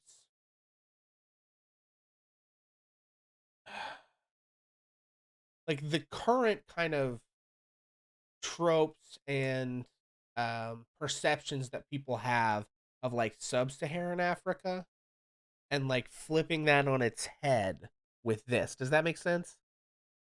Like Okay, looking at so like like taking something that is more, you know, fully like not as much in the melting range of like those northern Mediterranean kind of more at that crossroads of, you know, uh yeah, what you're looking southeast for is that southwest kind Asian, of going like African Horn, yeah, Madagascar, Eritrea, right. Ethiopia. Um, from a historical point of view, I would point you to two things. I would point you to um, my personal favorite things historically about that region are the Kingdom of Kush and Meroe, which are the um, concurrent sub-Saharan civilizations we tend to know as Nubia, which existed simultaneous with the sort of the late Egyptian um, dynastic uh, ancient civilization, the Pharaonic Egyptians, pre-Roman occupation, and they are super super cool. Um, so that's Kush, Kush, or Meroe, Meroe. And they had their own languages and customs. And in fact, I stole some history from them for my last Dungeons and Dragons campaign. I named a character Captain Candace. Candace is a modern name which is derived from an old Meroitic title, Kandake, which um, is a Nubian term for a king or queen. They did not use gendered language, so they used the same term for if it was a man or a woman. So are you suggesting I name my planet Candace? Or Kandake, uh, or Kanda. You can twist it a little bit, but Yeah, um I think maybe something that means like cradle or like um in that like the I don't know, or like something that means like good stopping place, or like a yeah, like that this is like, or a good place, or like this is a I don't know, a fertile land, or like because the idea being like we came here, we saw this place, we're like, oh yeah, that's the spot. You know what I mean? Um, All right. like that's kind of the vibe I think that makes sense to me. Or and it's sort of like a or like foundation stone, or cornerstone, like that kind of a concept to me, right? Or even hub, or you know, A lot of really really old languages.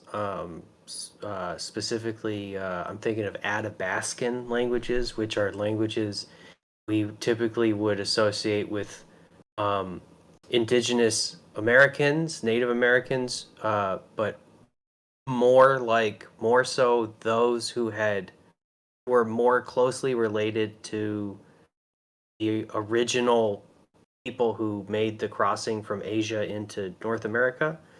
So, like people who live in the Pacific Northwest, in Canada, and the Yukon speak Athabascan languages, but also some central interior native languages are part of this language group.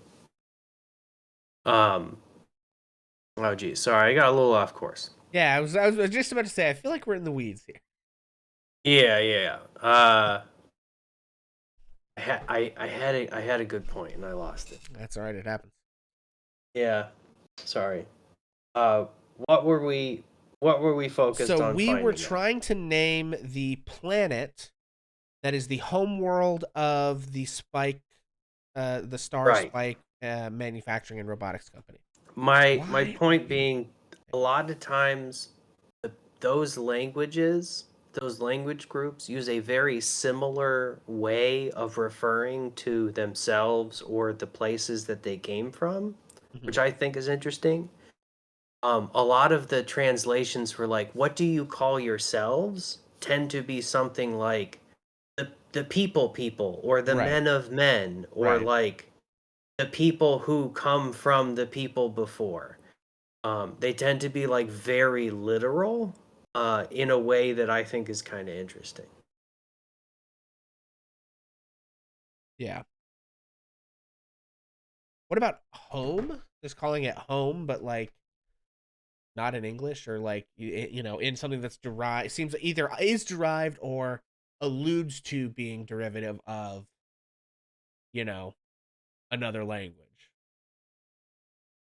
Yeah, there's a lot of really good words for home or house. Well, throw some at me, I guess is what I'm saying. Yeah, I'm trying to think of um, some interesting ones. Okay. Hard to do on the spot, folks. that's all right. Let's see. Uh, alpha syllabary. Um,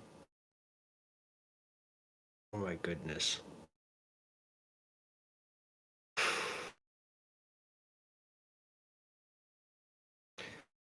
Uh, in ancient Mesopotamia, they used to name all of their places after basically each of their cities was actually the anthropomorphic body of a god that they were allowed to live in. Kind of a weird idea. Um, in nomadic cultures, a lot of times what you refer to as your home or your place of being is actually the people in your community and not necessarily a physical location. Uh, in in really old Mesoamerican like prehistory type beliefs, we see a lot of themes of people where they live. They, cities weren't always the same as we think of them now. They're not like residential and all this other stuff, but people just sort of lived out in the jungle, and the built environments were actually common places where you would come to do festivals and like commune with folks, but it wasn't actually where you lived. Does any of that sound interesting? Um, well, I think this is where they live. So I don't think the idea of it being a place you came to that was like a common place, but not the place that was home. I think this would be more like a like um I think it would instead of a gathering place type name, I would think it is more like a home and hearth kind of name to me. Hmm.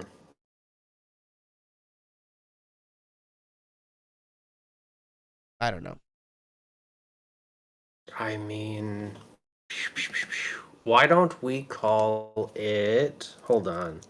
Let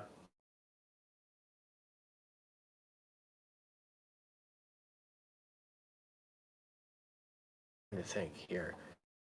Um,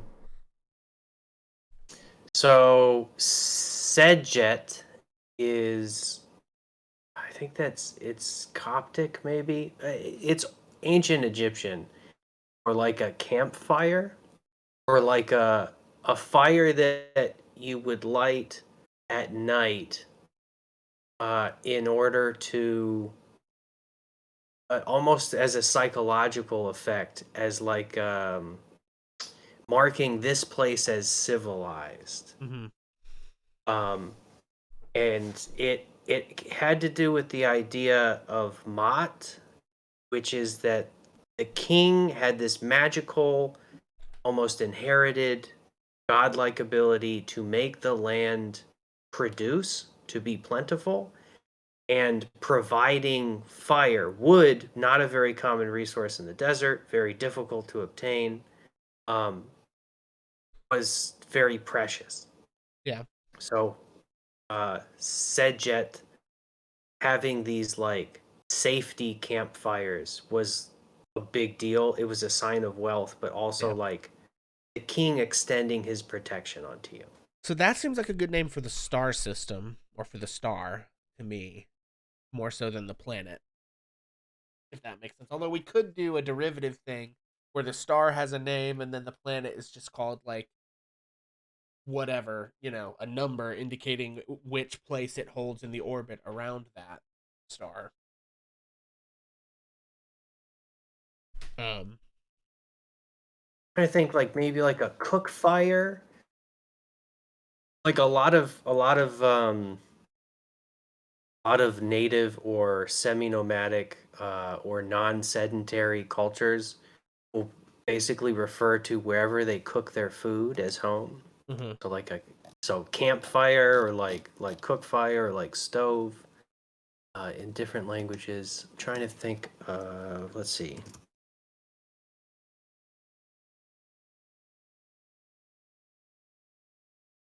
Makid is Arabic for an oven, or a kiln.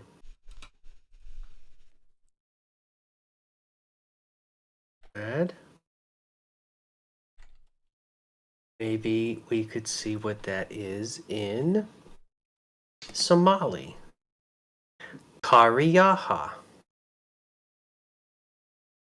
Okay. Let's see.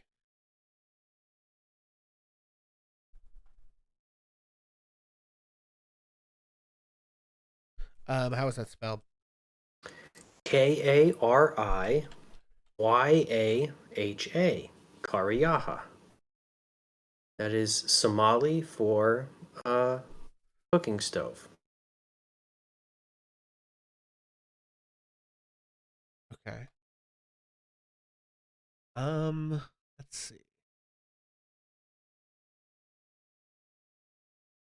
And is that one word or like all together? Yes, it is one word. Let's see. In modern uh, Amharic, which is one of the predominant languages spoken in Ethiopia besides Urdu, Cook fire is Yamabiseya Isati.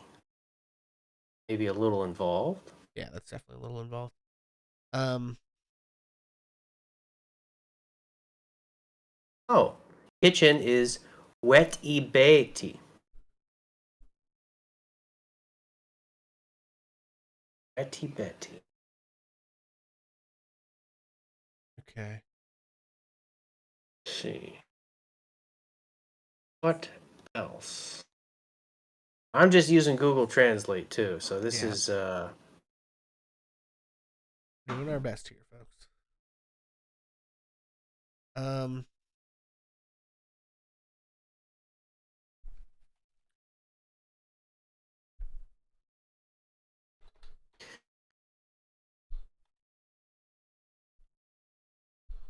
I have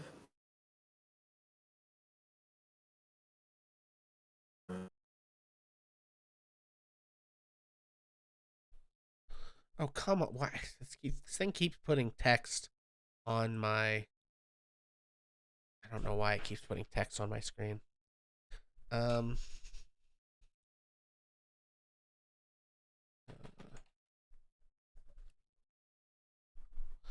what about hang on.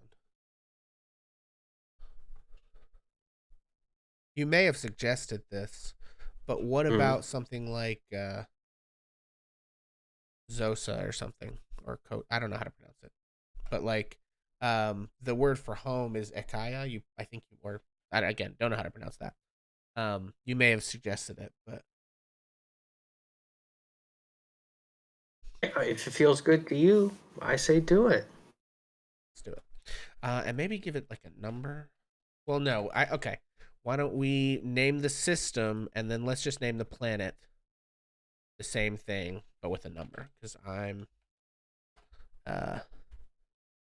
let's call it Oh, and you know what's interesting? The word for home in Amharic, so kitchen in Amharic is weti beiti, and home is beiti. So the word for kitchen is, or the word home for fire. home is part of the word for kitchen, in Ethiopian, well, in Amharic. Yeah. Might not be pronouncing that language Okay.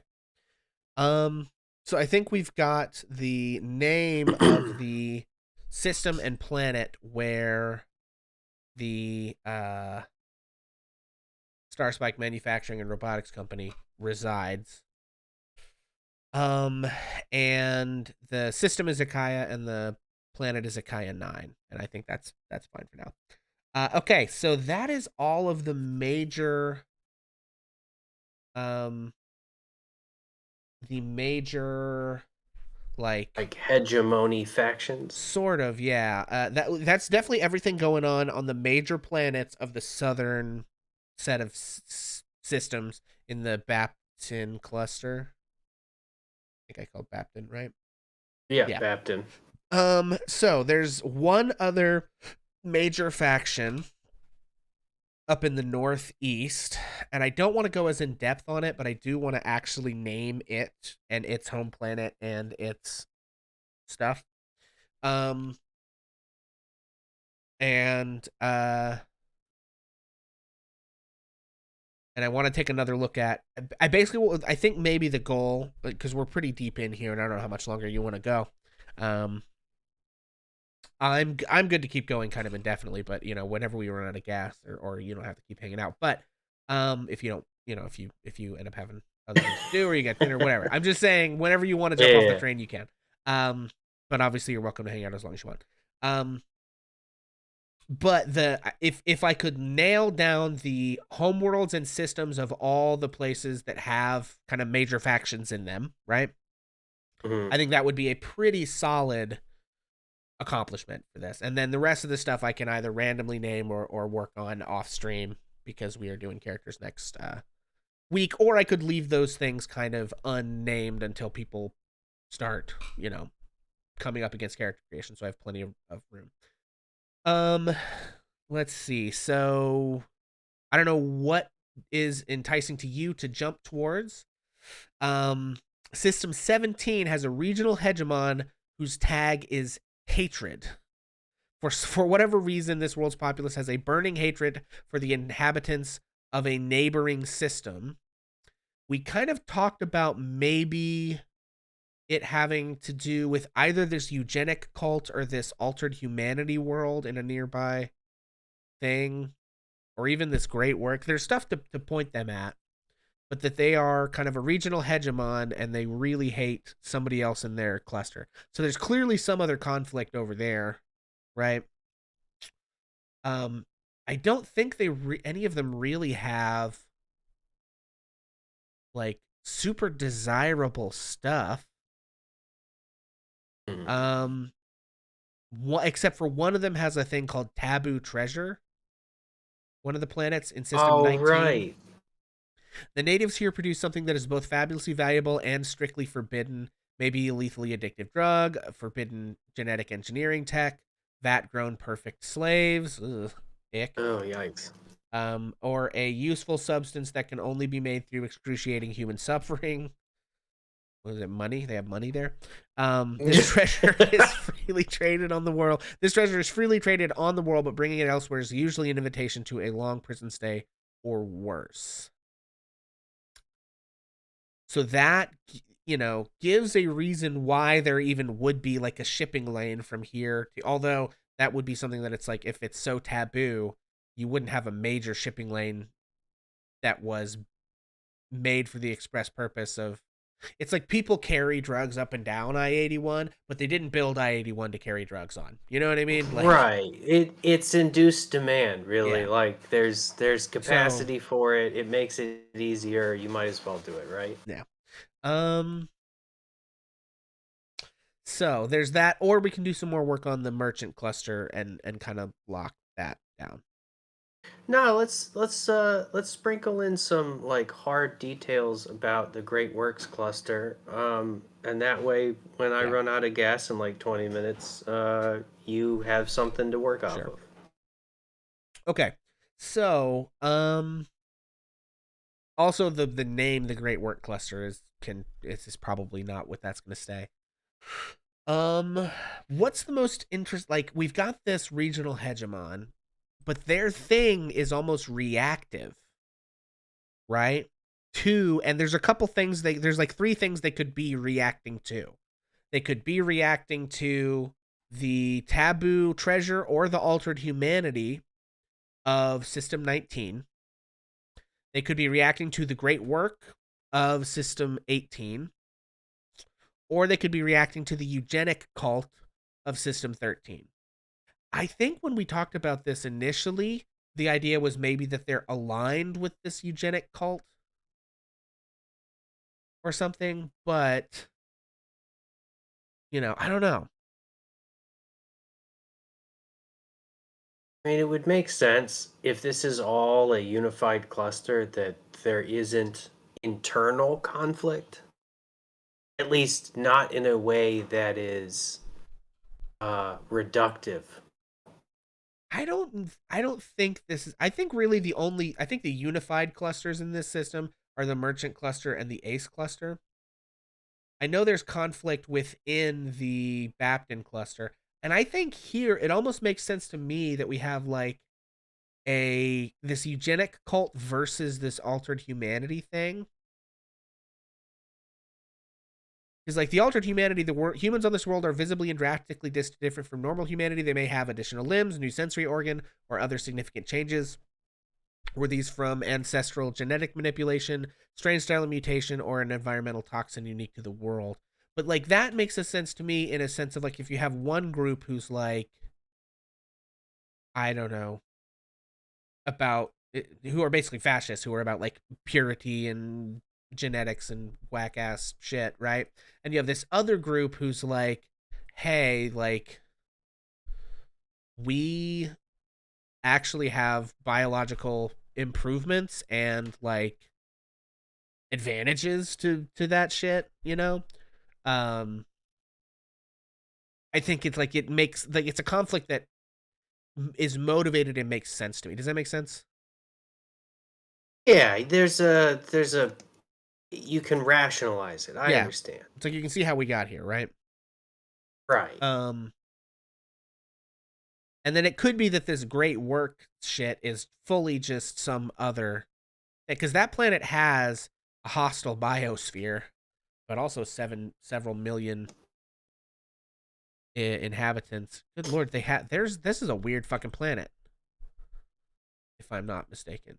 Oh yeah. So they have an invasive toxic atmosphere, Nice. a human miscible biosphere, but it also hostile. Hostile biosphere can just mean giant fucking predators and shit.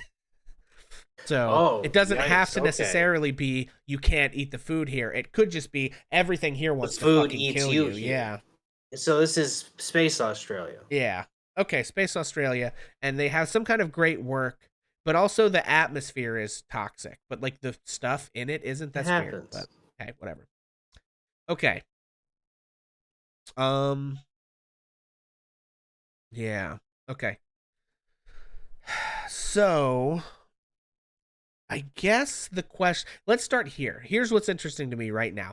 In what way are the people on System 19, Planet 19, altered? They are visibly and drastically different from normal humanity. So Does the this go ahead. which planet is the one that has the taboo stuff again? Also this one, same Also planet. this It one. has a taboo treasure. So I feel like the taboo treasure has to be like some kind of alien DNA, right? Could be, yeah, And that they're actively incorporating it into yeah. themselves. Yeah. Okay, What does that change about them? Maybe that's what we identify. yeah, Does it give them extra arms? Does it make them, maybe it makes them, um, you know how the psionics in this game is like very specific? I don't know if that would mess with that or not, but yeah. um, I mean, it could just, yeah, it could. Well, it says visibly and drastically different, right? So I don't want to do something where it's like it just gives them like everyone's psychic, which it could also do, but it's got to have like, I mean, it could just maybe be that they're there's visibly inter DNA'd with, and it even could be that like that they've built a fully integrated like society, like it could be that like long like when they that there were an alien species that was like sapient when they humans got here, and the two yeah, of them built a fully integrated society, and now the resulting generations are not separate things anymore. They're one new thing. You know what I mean? Does that make sense? yeah. That like this group has lived here long enough, and it maybe it even started as like crazy people being like, yeah, like these aliens have some adaptive, because like the other thing is there's this corrosive and invasive atmosphere on this Right. planet. Maybe they felt they had to adapt in order Yeah, to better and that there survive on the was, planet. and so it's like maybe the aliens saw certain things about the humans and were like, oh, that's a desirable trait, and the humans saw certain things about the aliens and were like, that was a desirable trait, and so they sort of like to survive again. And when the scream, and that makes sense too, maybe like when the scream happens, right? 600 years is not a long time, obviously, genetically speaking, but if you have If you technology, have this is a yeah. TL4 plus tech level planet, so they have some actually pre-tech advanced tech, which could be their, genetic engineering stuff could be like next level. And so yeah, what if they fully spliced these DNAs together and it's basically a new like species at this point, kind of. Dig it. Like Avatar Blue People kind of Yeah, thing. kind of, right? Okay, so um let me write that down before I forget all that shit. Avatar Blue People. Yeah, I get Avatar that Blue. down. We're gonna start with System 19, Planet 19. We'll rename it here in a minute. Pre-scream, when humans arrive, there is an adapted alien species of sapient creatures here who here, native to very hostile environment as the two species see co-live and trade. The scream happens, cutting them off from other planets. I will say, as a world building device, having the scream as this pivotal event that is like very decisive, like beginning of a new kind of era, is super useful. Yeah, very convenient. I throughout playing and running my own D&D setting, my own fantasy world setting, I have come up with like creation myth ideas of like these founding type events, and I found them incredibly useful. Yeah. If your world doesn't have at least one, it's a great way to begin to answer questions about why. Yeah, yeah, and I think Or these big what's your method? What must be true? right, what must be true. Yeah, that's kind of what I lean on. Yeah, and I think these big events like wars, invasions, empires collapsing, economic collapse, ecological collapse, natural disaster, magical They also disaster, tend to all happen together, by the way. Like of course. we have witnessed, or we have studied archaeologically societal collapse going back like 5,000, 6,000 years, and we have seen almost impossibly consistently that it's never one thing. It's always a confluence of Right. social, like social economic, usually like a climate or disease based extreme, like a weird weather pattern or an intense season of storms that do a lot of damage. Stuff like that, it tends to add to social strife and friction, and it exacerbates it. It gives opportunities for collapse to happen. Right. Yeah, of course. But also, whatever these inciting incidents are of those things. But yeah, so having something big like that, or like a couple of those things that conflate, I guess you could say, um, gives you these nice demarcation lines of like, if I need a reason for this big shift to have happened, I have one, right? And that's Right. been pretty convenient in this so far. Okay, so the question then remains, part of part of the easy answer to how are they different is they can survive in this atmosphere. Right. But I also feel like there should, like, I guess that can be to some extent what the humans get out of it. Like, what do the aliens get out of partnering with the humans? You know, Interesting. Yeah, I'm not. What do we have to because offer? unless there was some, yeah, exactly, unless there was some reason where like that's a desirable trait, they'd be like, oh, you're here on our planet, we were trading, we have a friendly relationship or whatever. The scream happens and you're cut off from your support system and stranded here. If there wasn't a good reason for us to like intermingle and help you, we would just let you die. And like there's no way you would survive because the literal environment would kill you, right? So clearly there's something, and I don't know. Maybe like the humans are more physically adept.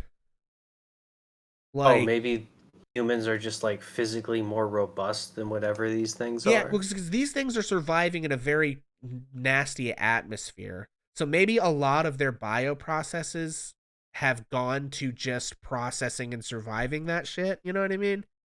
Mm. Um, and maybe the advent of the human stuff, it's like, well, you have like your body's had, I don't know, adrenaline and shit because so much of your bioprocesses weren't taken up with just breathing because that was easy for you, right?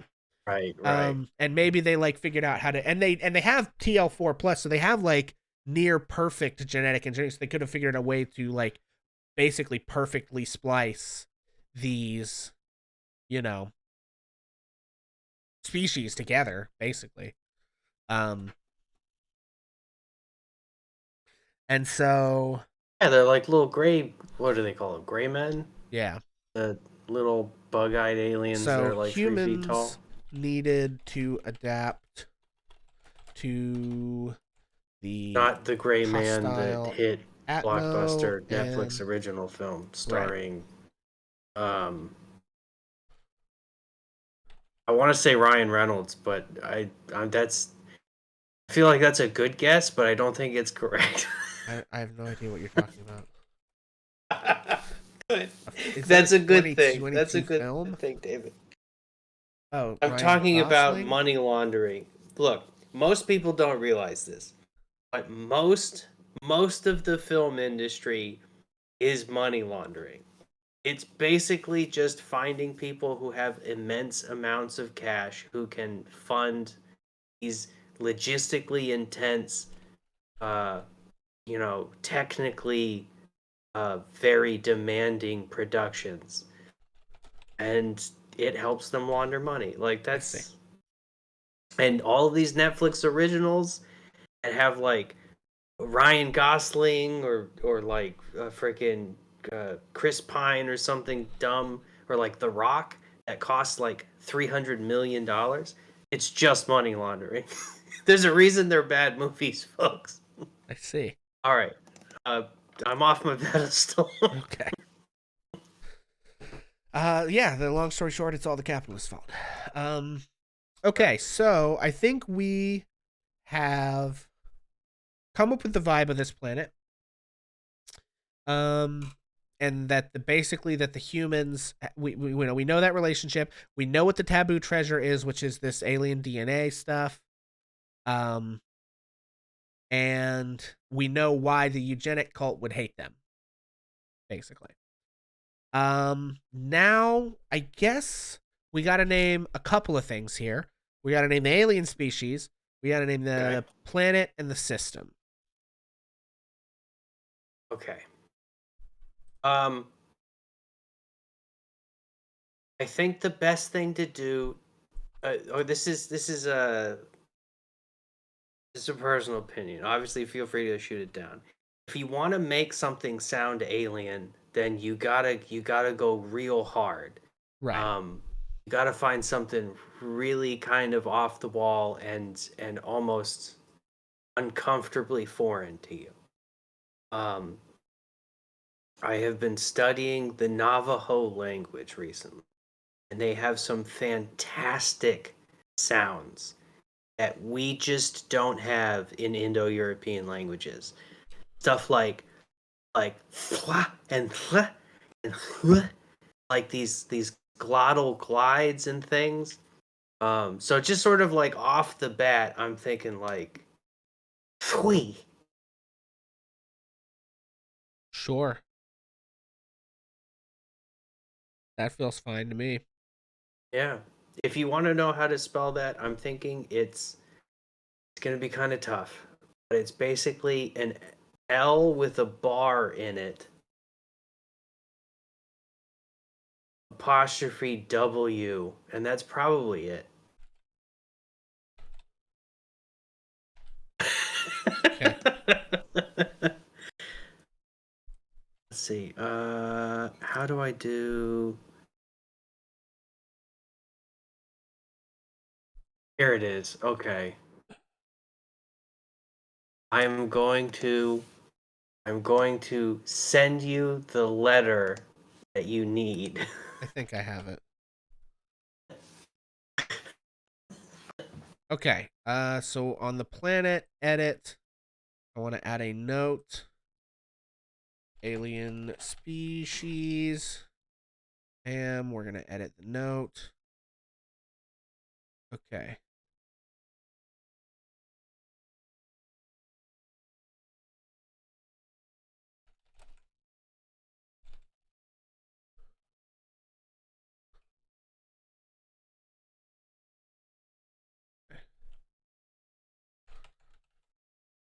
Okay.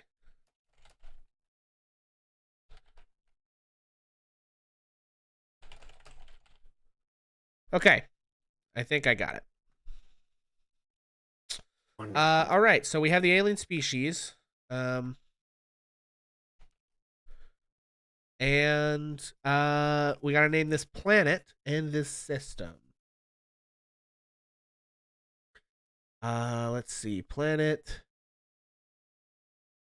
Iolos? I don't know.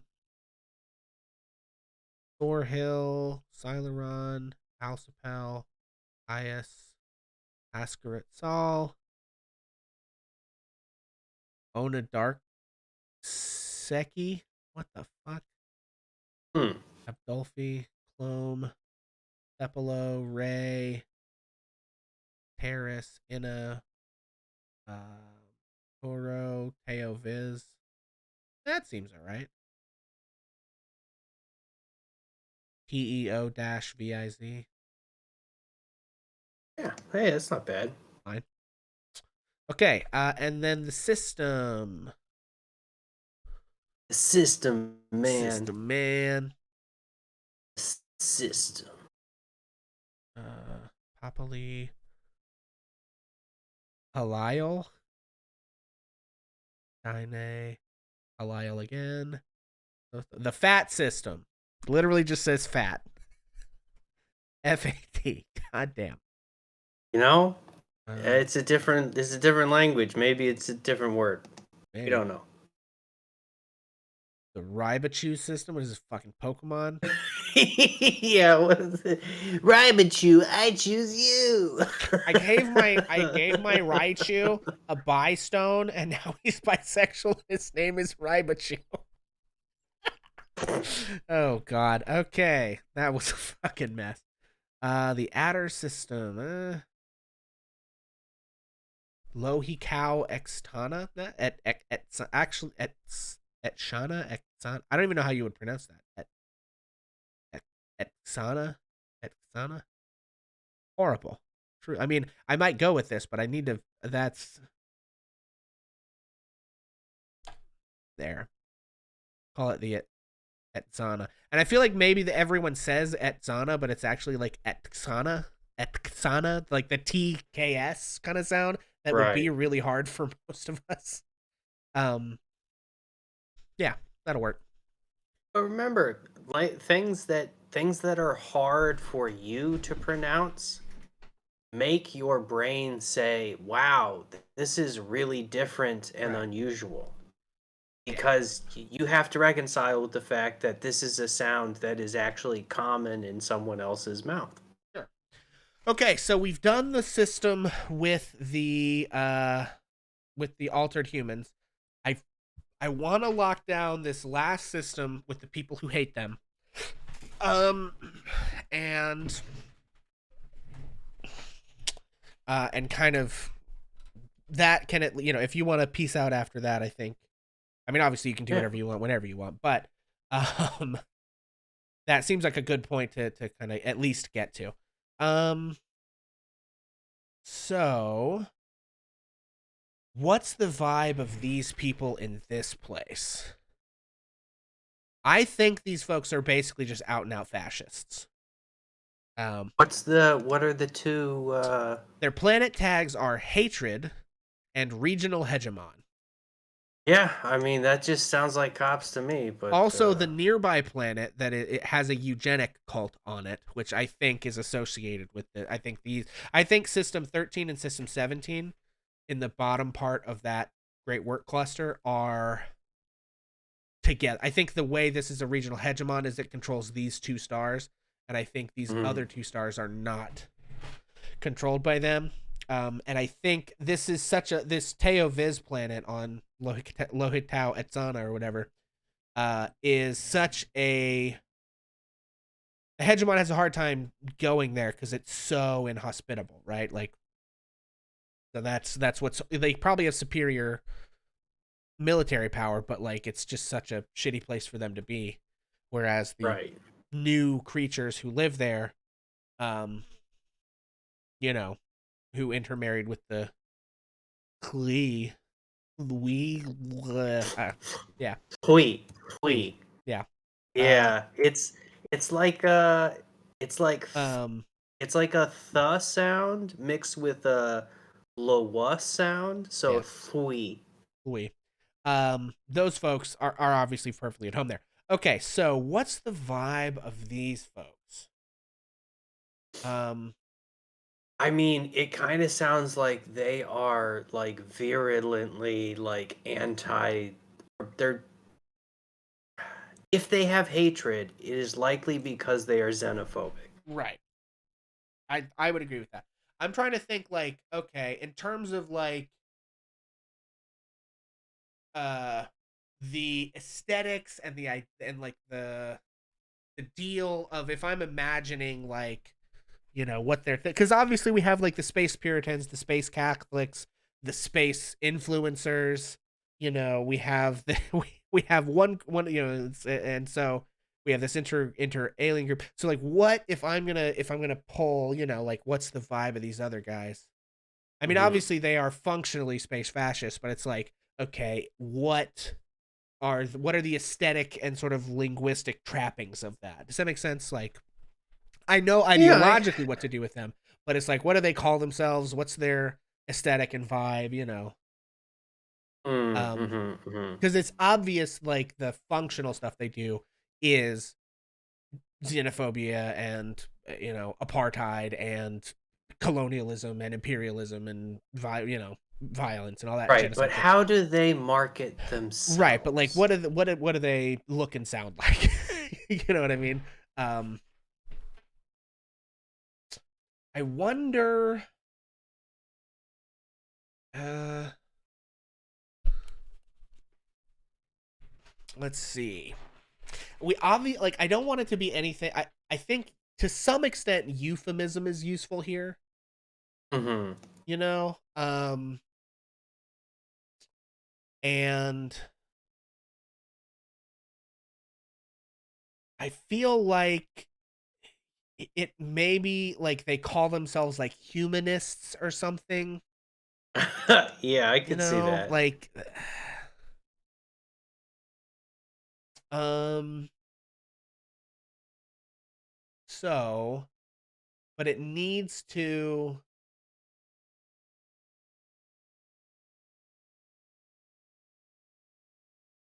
maybe okay, maybe if we're looking at like their organization name, maybe it's something like the Transstellar Union or the Transstellar something of like unified humanists or um I wonder if we could Usually a call of like traditionalist or yeah. um like a return to morals or Yeah, something right, is of is course. Um pretty fascist. yeah, it's I mean, it's very clear what we're doing here. Um a let's see. I mean, because yeah, they're basically like protecting you know their idea of the species or whatever. Um, traditional values. What would they call themselves? Mhm.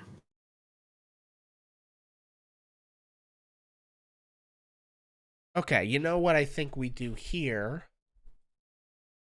is I think we go Scandinavian. Okay. That whole Well, like faux Norse vibe that you okay. get if Yeah, if you kind of yeah. pick up what I'm putting down.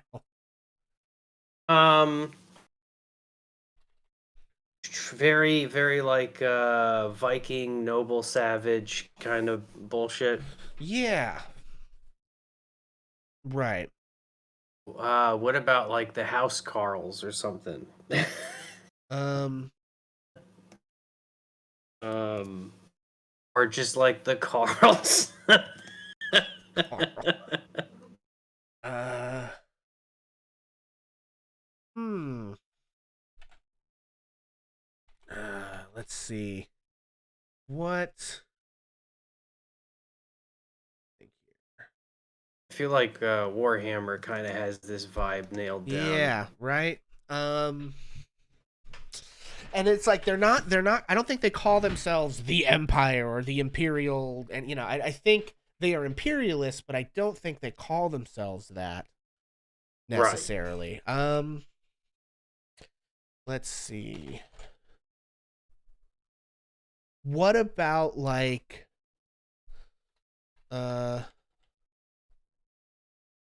like a word for people or folk or something, uh Well, Vicus, so there's some arguments about the origin of the word Viking.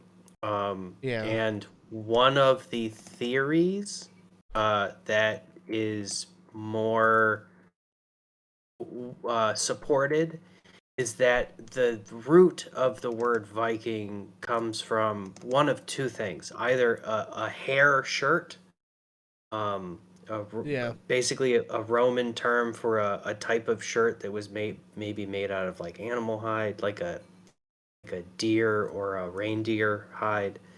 Another is a Roman term for the organization of their encampments. Vicus is, I guess, Latin, Vicus, Right. um, which is the way that they literally a plat. It was a design of for settlement.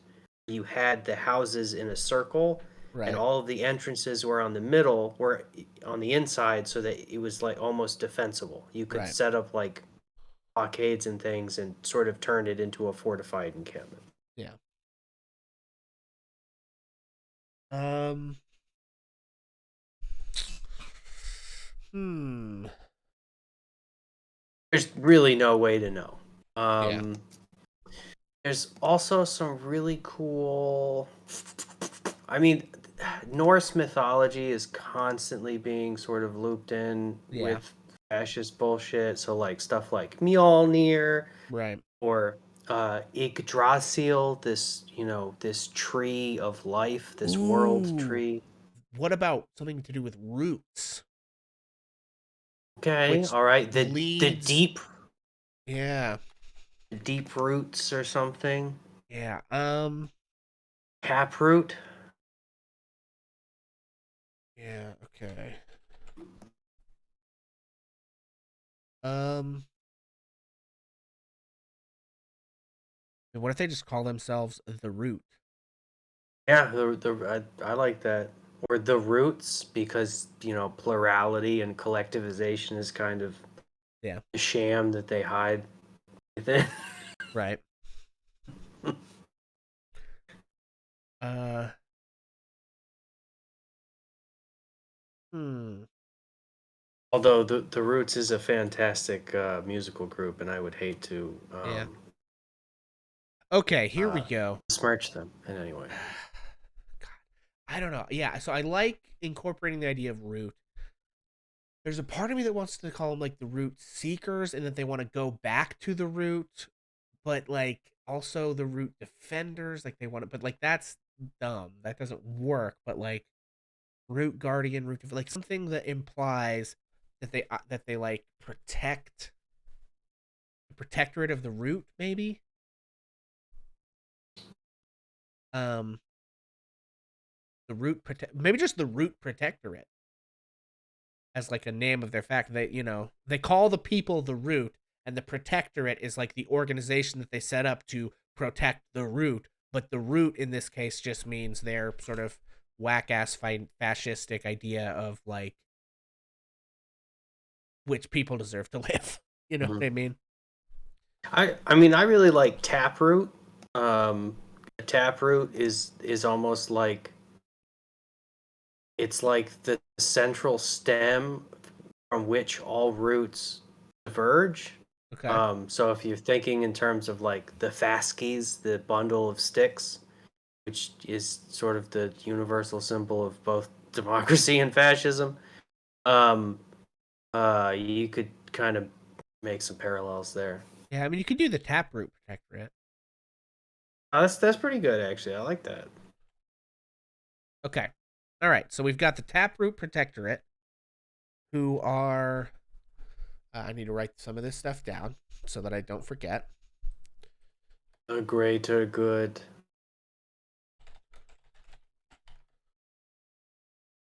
These are our space fascists. They hate... Those are just fascists, I think. Yeah, but they're in space. I don't think the Um, location of the fascists really detracts from the fascists. no, but it's a specifier. It's a clarifier. It's not a mitigator. Adverb. Yeah. Um, Fascistically. uh, oh, okay. I've stumbled all right, across hit a me. thing. I think they call the people who live the people who, from hang on, from Teo Viz, who have, intermingled. I think they call them brids for hybrid. That's like their Interesting. Okay. Derogatory derogatory term term. uh for the hybrids. Okay. They're space fascists. They hate the hybrids. They have a derogatory name for them. Um, I don't know what I think that actually kind of does it. So that we've named them. They are the Taproot Protectorate. Um, let's see. I think we go Norse bullshit for naming the planet and the star. So, um, no, I don't. Okay, hang on.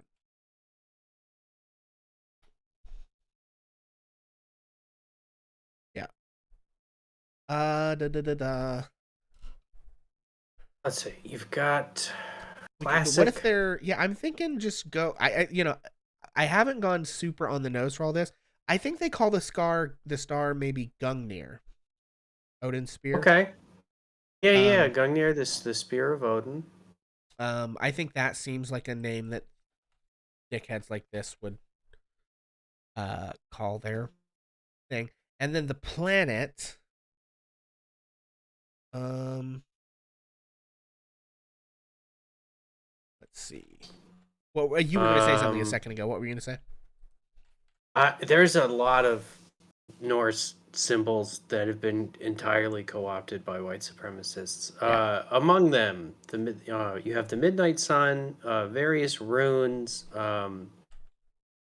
There's something called the Valknot, which is three. It's sort of a knot. It's like three triangles that are all like one line.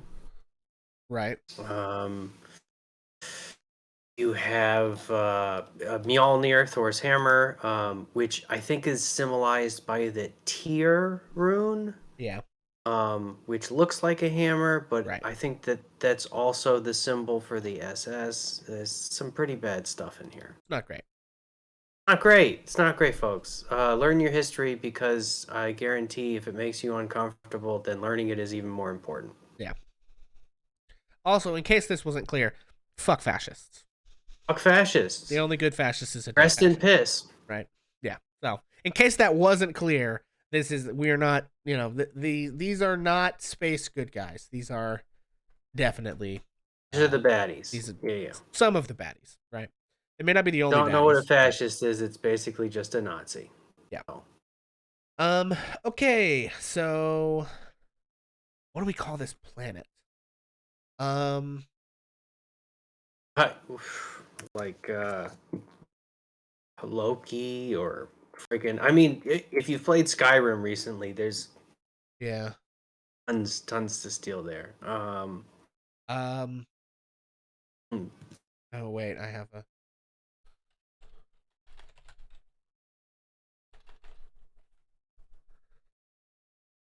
Okay, well, let's look at this. This is a breathable mixed temperate human miscible planet. There's nothing super special about its like geography or atmosphere or anything that can help us here. Um but that doesn't necessarily mean that we can't do something interesting. Um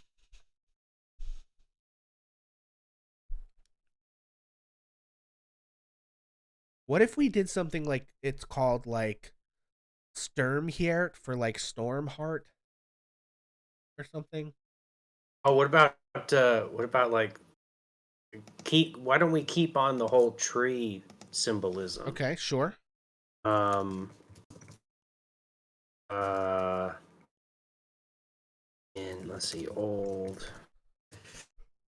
Oh, I don't know a lot of modern Scandinavian languages, but I did study Old Germanic quite a bit. Because I was a very strange child that wanted to be able to read the original Beowulf story in its Old English. Yes, I Um, remember that. so let's find out what some old German storm tree stuff so it sounds like. Sturmbaum. Yeah, that sounds great. With that nonsense. Okay. Oh, Sturmenbaum. Oh, Sturmenbaum. It's very quaint holidays on Sturmbaum. Okay. I don't know how it's supposed to be pronounced, but I'm pronouncing it with two. I'm putting in two U's. I don't know how it's supposed to be spelled, but I'm putting two U's in that shit. You know what? It doesn't matter how it's supposed to be No. because that's what world building is. You get Okay. to decide. Cool. Well, we've done. Okay. We've basically done everything. I still want to rename the Merchant Consortium and their home planet and stuff, but um, whenever you feel like you need to hop off, obviously feel free to do that. I think we've done it. Yeah, I'm gonna keep I think going. this is a So pretty good stopping point for me. okay. I wish you the best and brightest Sturmenbaums. Thanks. I guess. All right, man. Yeah. Cool. Heck yeah, always fun. Love coming up with zany ideas with you. And thanks for hanging out, anyone who's hanging out. Right on. Much appreciated.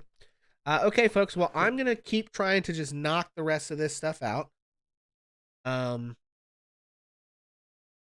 I guess I can drop out of the Discord call. Thanks to Beast for being here and helping with that.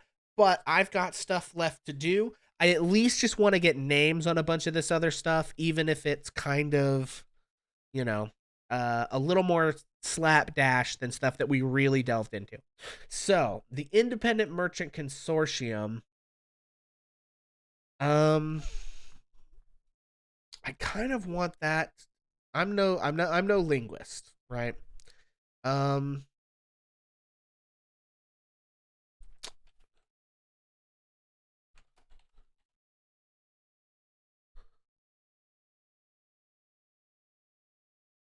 独立商会 okay. Um, so if I fuck up some of this, I apologize. I'm doing my best. Um, but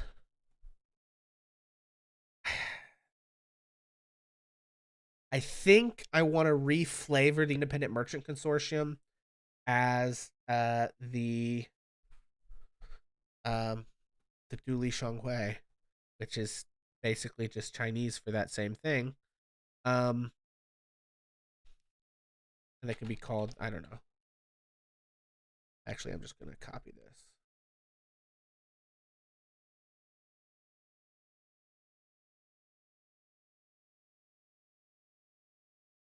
Uh, okay. There we go. I hope that's right. I really do. I'm trying my best here. Um, and that they're basically like a big merchant group, which means that I think their main planet has more of a, you know, Chinese influence in its nomenclature. Um, let's see. Um,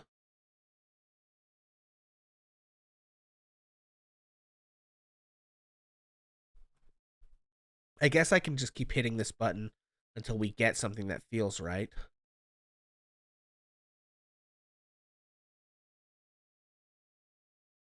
Kansas. Come on. I don't know that any of this is gonna feel quite right. Arjabena. Um.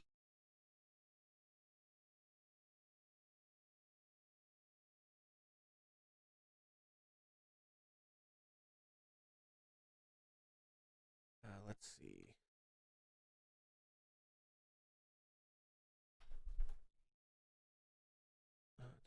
Uh,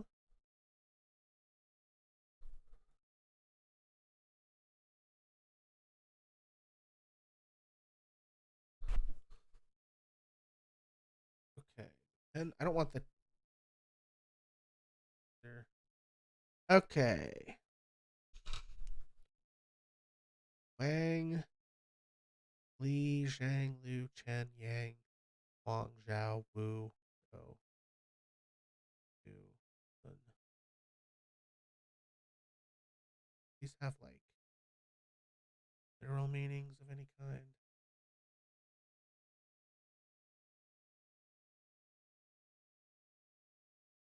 Doing my best here, folks. I hope I don't fuck this up. It's not my strongest suit.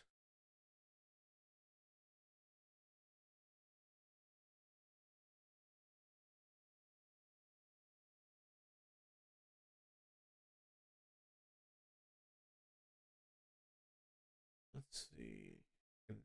Slightly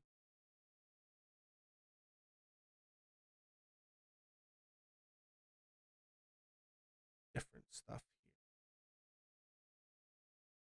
here.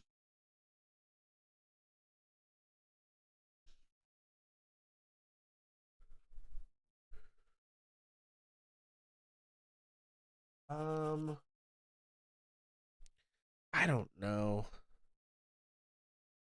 Because like we named the altus after like the people who discovered it, right? Um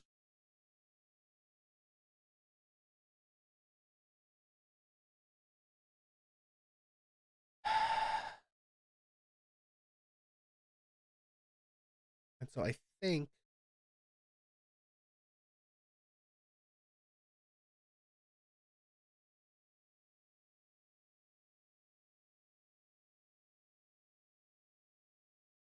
okay. Um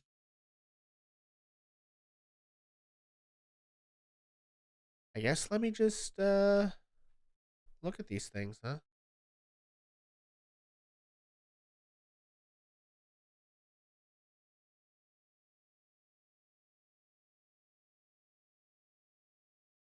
Okay.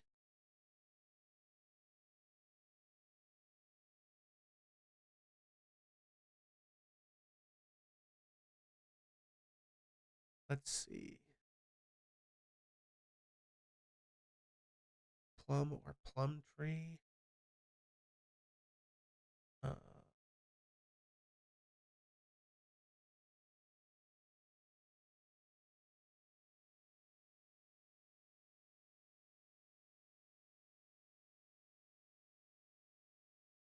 um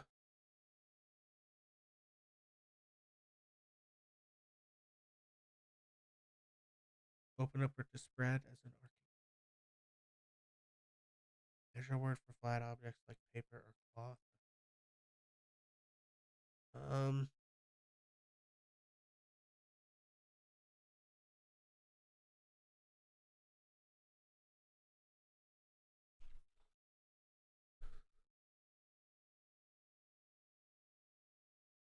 Kill is now only used as a surname. Okay.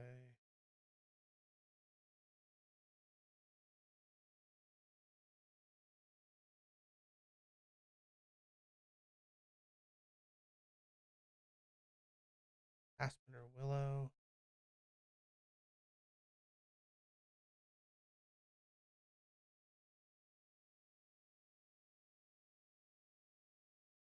Sorry that this is a little slow. I'm just kind of checking some of the more common things here to see.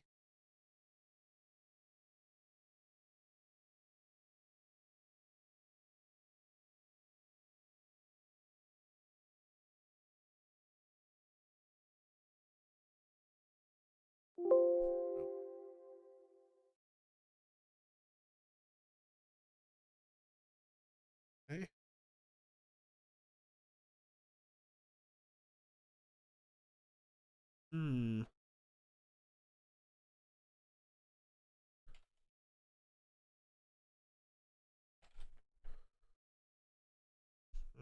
That's not it.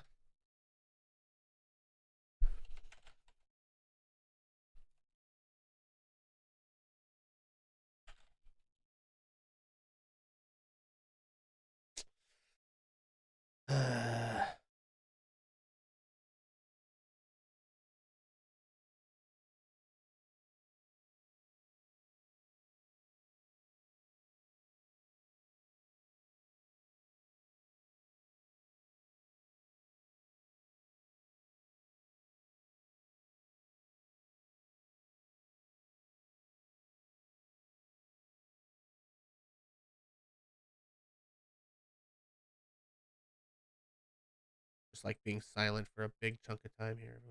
Everyone watching this, I apologize. Um.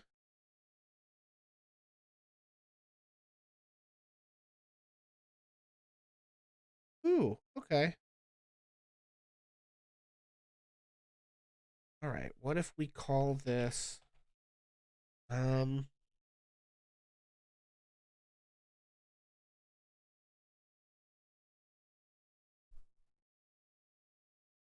Oh wait.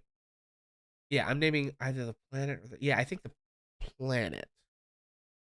Uh.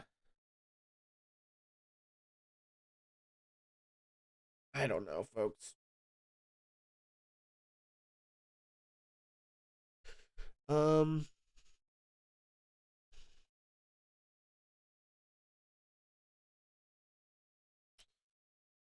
Hmm.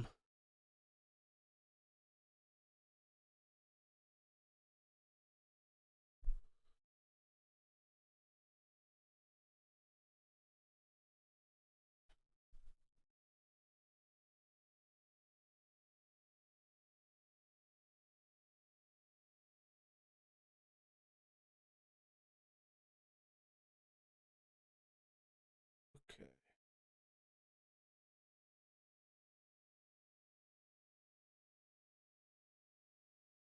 Okay, that's fine. I don't really.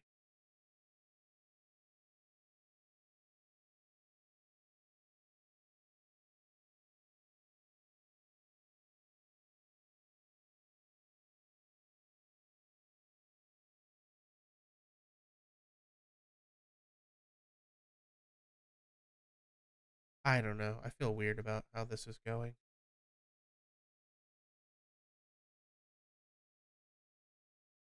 Because I'm almost certainly missing part of this context, so I feel like I need Beast for this.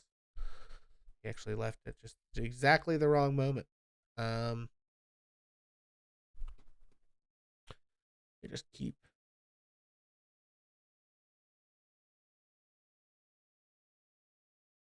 clicking this till we get somewhere, huh?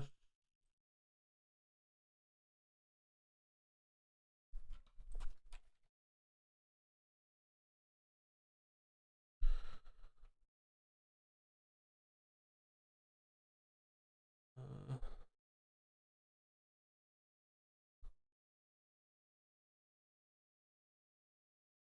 these are absolutely dire.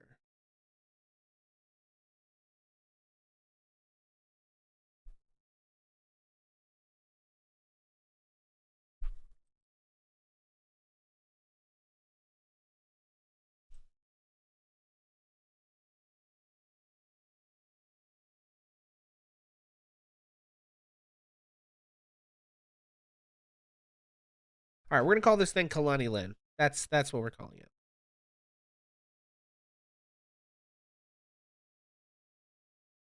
Yeah. Okay. That's the planet, and I think the system can be. Uh,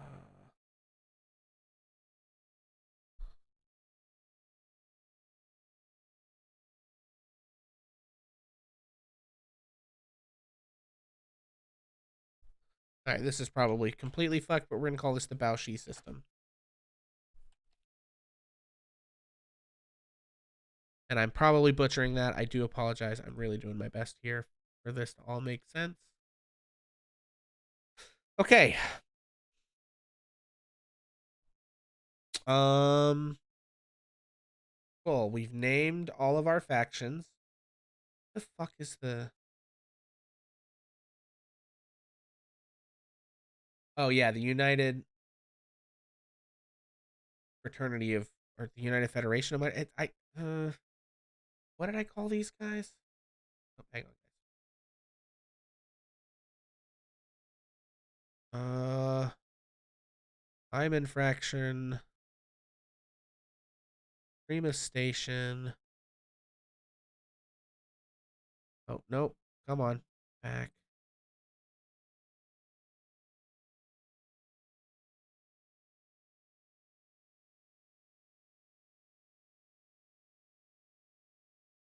Assets.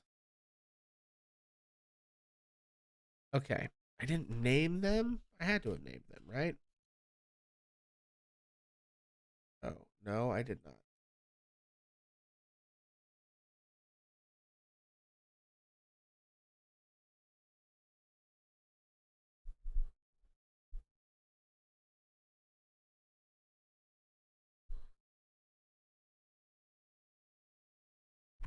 Ace. Yeah, I called it UFM, but I don't think that actually works. They're not a federation. Like, so the... And I don't want to do fraternity because of the gendered implications. United...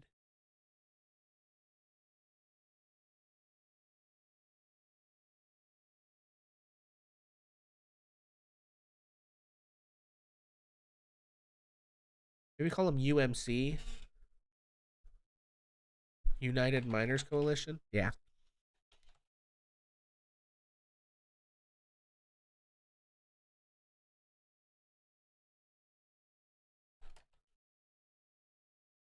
There we go.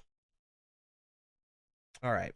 Ace Corp UMC, Consecrated Sainthood of Bapto-Catholicans, Reformed Communion of Baptist-Assyrians, Star Spike Manufacturing and Robotics Company, Taproot Protectorate, United Miners Coalition, and the Duli Shanghui.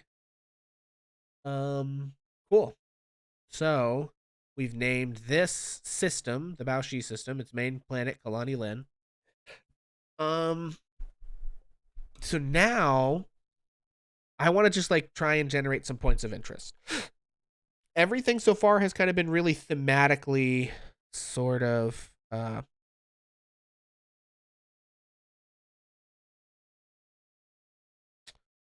unified in all of our sectors. But part of the think what's interesting about a sector, like these places are big enough that there really should be other stuff in it, you know?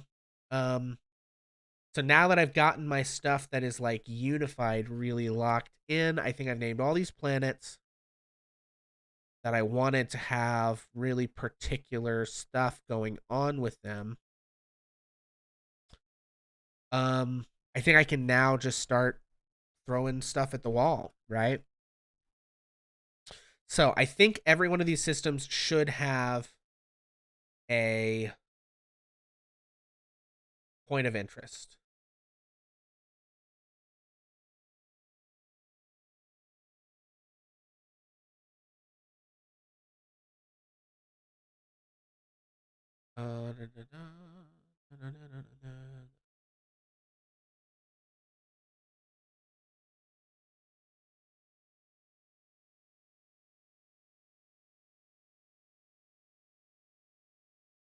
Okay.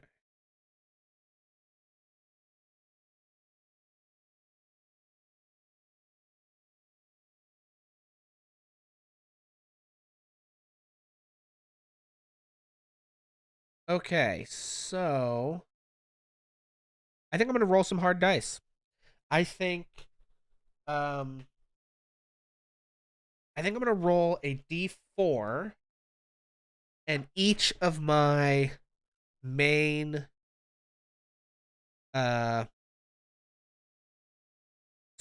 main planets, if I haven't already given it, because some of these only have planets on them, Yeah, I think the Alton one is the only one with extra stuff. So all the rest of these are going to get 1 to 4 additional points of interest, and we're just going to let the system decide what those are, I think. Where's a good dice for this? You're a nice dice for this. All right, so in the Baoshi system, there are 4 additional points of interest, which makes sense. So now I'm going to roll for those things. I need a D8 and 2 D10s. Great. For each of these. So I'm going to use this same set of dice. Here's my D100. And where's my D8, please? Come on, buddy. There you are. Okay. So, the first point of interest. I'm going to use the 10s for occupied by and the 1s for situation. So it's got a 1. It has a deep space station with a 10 with a deranged but brilliant scientist and a 6 and black market for the elite. That is freaking perfect. Okay. So, Baoshi, edit. We're going to add a deep space station. Save. The deep space station, Betty 06. Edit. It has scientists and it has black market for the elite. And I'm going to keep okay. So since this system has so many I don't think I have to go with the same naming conventions. I think I maybe want something. No, although the Russian angle could work, but wrong song. Oribe 4. Yeah. Okay. Great. All right, that's 1. Now back here, we've got a planet, a deep space station. I've got a 4 and an 8 and a 9. A 4 is an ancient orbital ruin with military quarantine enforcers fighting outside interlopers. Well, this is a quarantine planet. Oh my god. That's beautiful. Okay, so this is an ancient orbital ruin which could be orbiting a moon or something else, on like maybe orbiting the most distant planet away from the star. Yeah, I think we can do this. So we're going to edit this. We're going to add a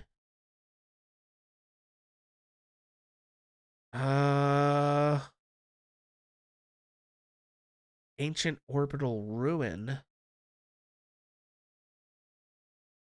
So I think we're going to add another planet. Periphery. That's fine. We'll save that. This planet. I'm going to edit this. This is not a livable planet. Airless or thin atmosphere, temperature, frozen, biosphere, no biosphere, population. I want none. I don't want there to be a population. No one lives here. This is an empty planet. None. Tech level, none. There's, the only reason this is here is to put an orbital ruin on it. There's no research base. There's no space station. Save. Edit the planet tags. It says there's no space station. Pre-tech cultists and secret masters. No, there's no tags because this place is a dead planet. But this place does have an orbital ruin. Clark 3, Halley 6, Clark, Lomonosov, Yungay, Ripon, Cross, Diet,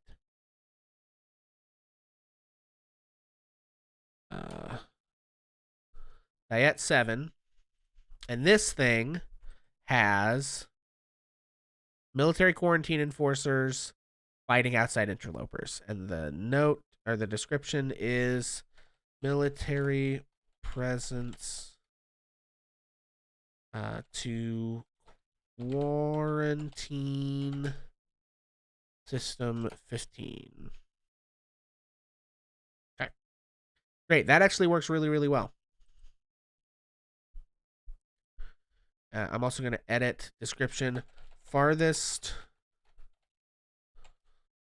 planet from I gotta go back, hang on, from Baoshi star, from the star.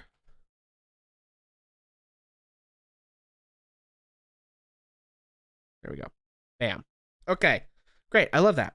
So that's 2 of our points of interest. Let's see. There's 5, 2, and 3. Okay. 5 is a research base. Experiments that have gotten loose with hideously immoral research. I don't like the second part of that. I'm gonna re-roll the second 2. 9 and 7. Aliens studying human locals, and science monsters run amok. I don't really like that. Alien studying locals is interesting though. I like that. So we're gonna edit. We're gonna add a research base.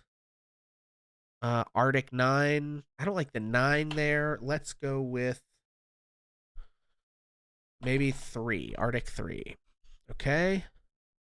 And alien studying human locals. And then what did I like for the selling black market tech? Perilous research underway. Yeah, I think, well, not I'm gonna say held hostage by outsiders. And I'm gonna say possible attack by, what was that faction again? Taproot Protectorate.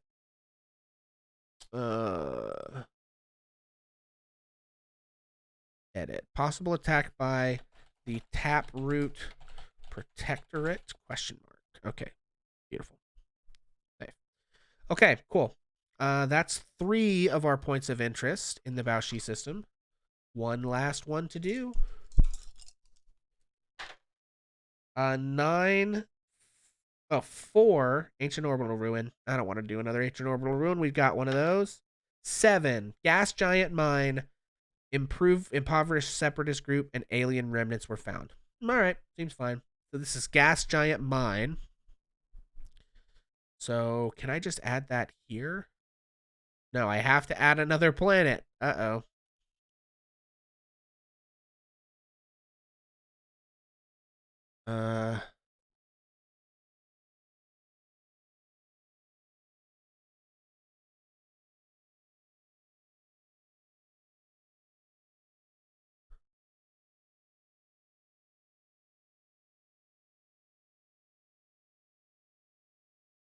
Yeah, there we go.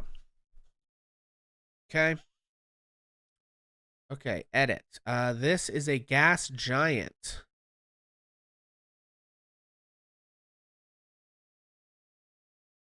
How do I... Okay, can I... Wait, cancel. I can't just add a gas. Yeah, the planet has got... Okay. Gas giant mine. Okay, edit. Attributes. Okay, so edit. It can't be a gas giant with an airless or thin.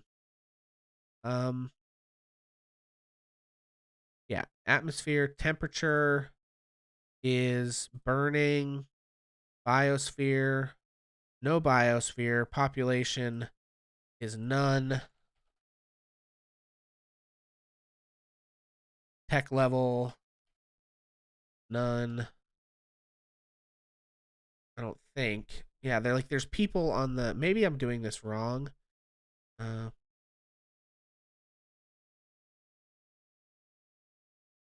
Maybe just an outpost, fewer than 1 million inhabitants.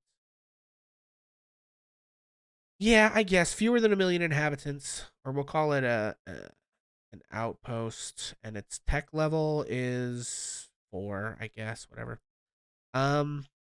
Okay. Save.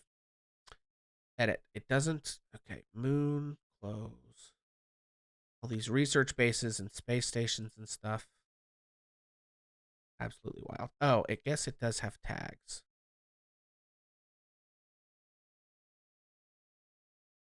Oh, I don't want an unbreaked AI. Night world, no. Societal disrepair. Perimeter Agency, Utopia, no. Precept Archive, no. Restrictive Laws. Okay, sure. Restrictive Laws is fine. It's like a trade hub, no. Revanchists, I don't know what that is. What are revanchists? Formerly owned another world. Reclaiming, I don't think so, no. Barrel World. Anarchists, Megacorp. Restrictive Laws, Revanchists. Outpost World. Yeah, that's fine. That's fine. Okay. And then we have this gas giant mine, which had 9s for both. So that's going to be what? It had Separatist Group and Alien Remnants. Yeah, that's fine.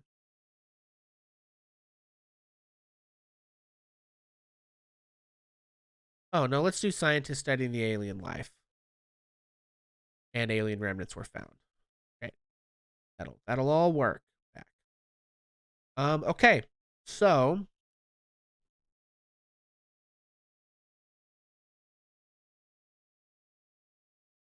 this thing has this orbital ruin. I guess let's do this atmosphere. Near native biosphere, population, outpost, tech level, 4. Okay.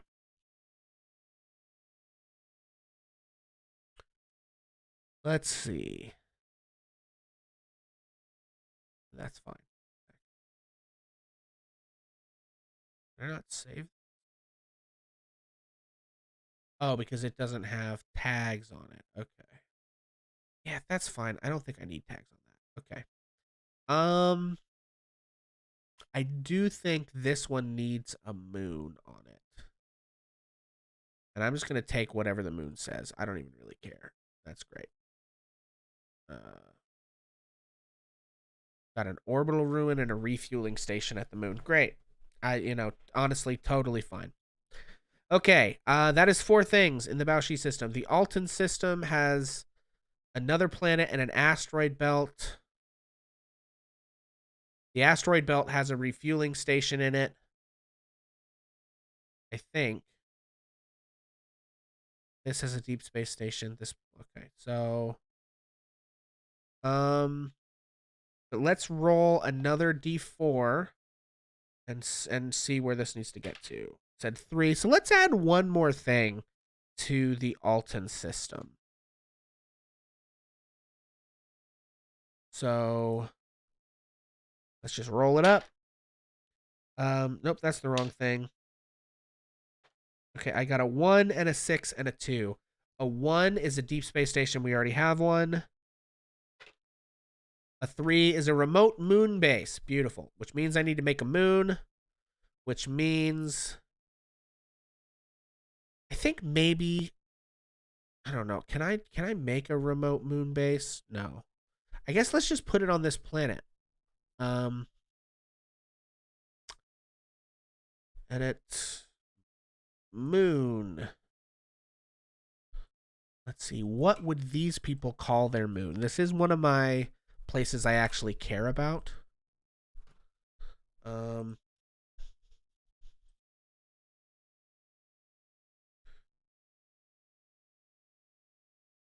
Why do you gotta do that shit to me? Get out of here.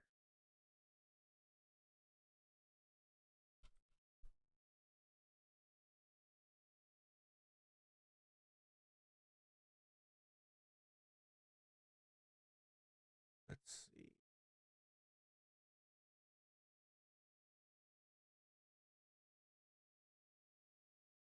Stop. Stop putting fucking. Oh my god. Tired of it putting shit in there.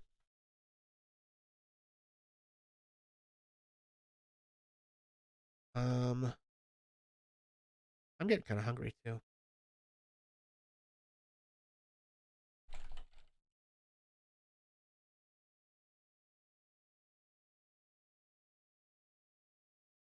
This is just too similar. No,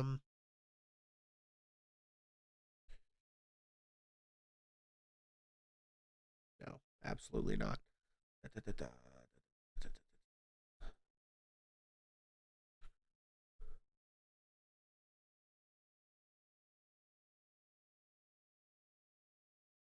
Terrible.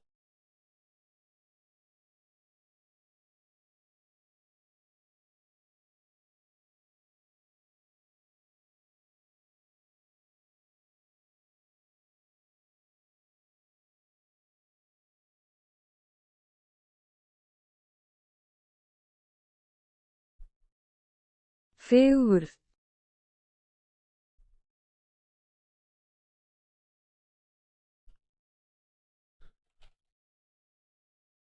Okay.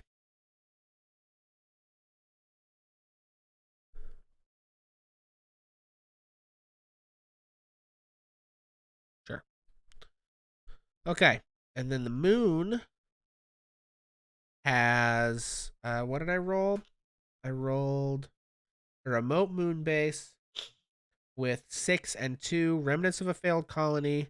Something dark has awoken. Okay.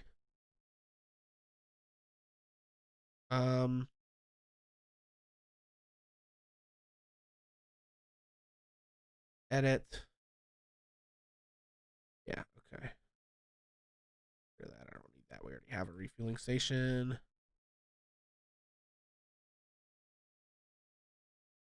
Failed colony. Something dark has awoken. Okay, great. Withing Mine Project. I don't like that name for this moon. That's kind of terrible. Kufra 5. Sure. No, that doesn't. Imaru 8. Artabo. Neve 4. Sure. Oh, we have Fjorth 4, so we can't Neve 4. Call it Neve, I guess. That's fine. Oh, the Neve is the moon base. Call it Neve Station. No, not Station.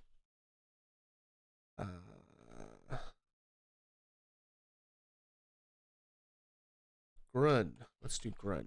Neve Grun. Okay. All right. Oof. Okay, so that deals with this. We've got points of interest here and here. I guess let's make points of interest here. I hope I roll low. 1. Great. We rolled low. All right, let's see what our 1 point of interest is in the fascist sector. We've got a 3 and a 9 and a 1. 3 is a remote moon base. 9 and 1. I've done the 1 just recently, so we're going to re-roll that. 4. Criminals trying to take over. Yeah, sure. Why not? Okay. So, this planet has a moon. This moon, Auga.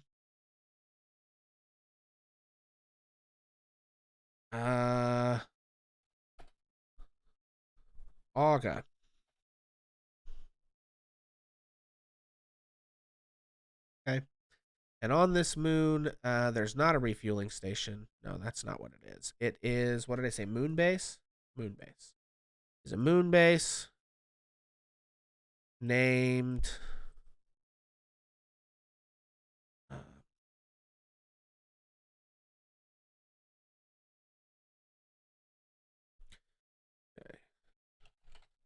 named Namanda. And this thing has, what did I say? Lonely overseers and robot miners and criminals trying to take over.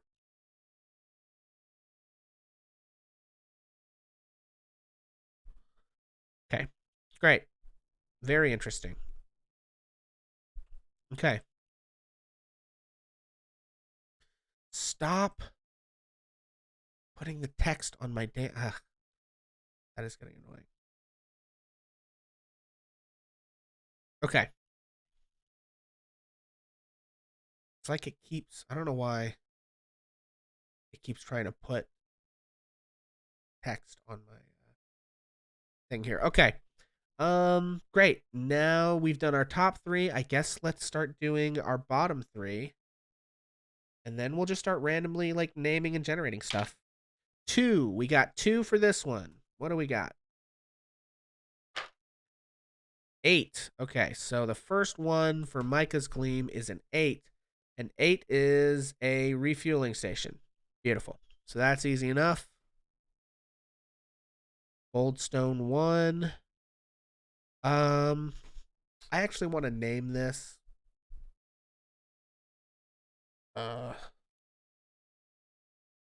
Let's see.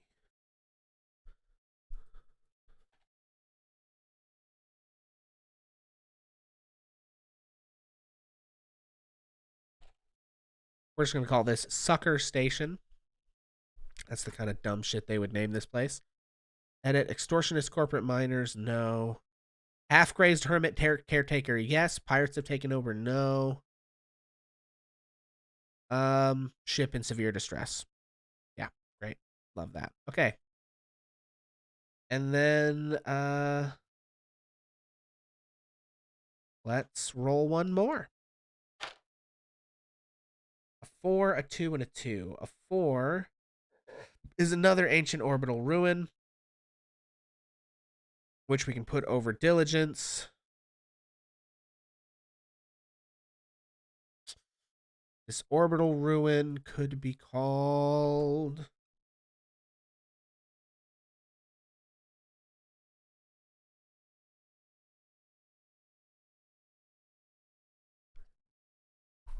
We'll call the ruin Contrition. And its deal, it's got 2 and 2. What does that say?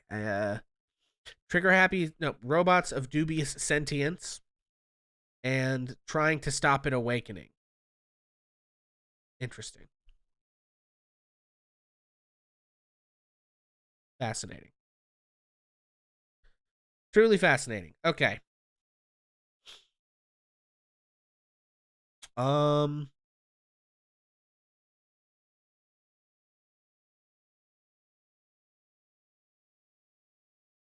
Okay, and this thing had 2 things which it does. It has the orbital ruin and it has Sucker Station. Beautiful. Let's go to our next main zone.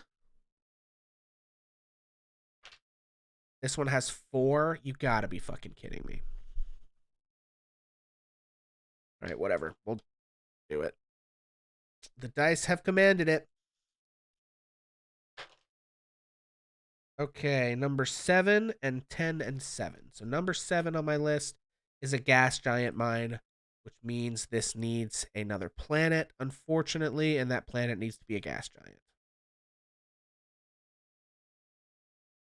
Okay.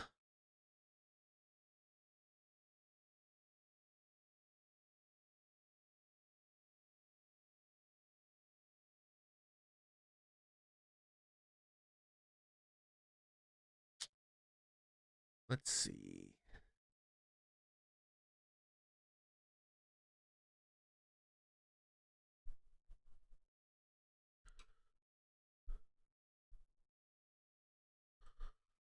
Marilyn, Mayamin, Physiatris, Mandra, Mare Latora.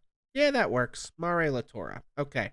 Mare Latora is a gas giant. So it has crazy atmosphere.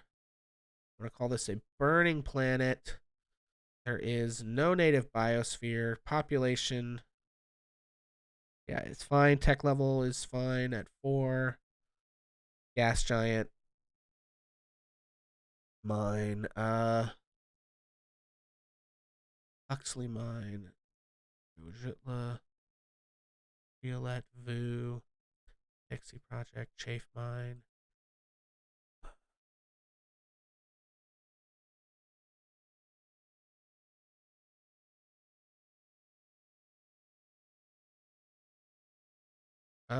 Yeah, we'll call it Solano mine.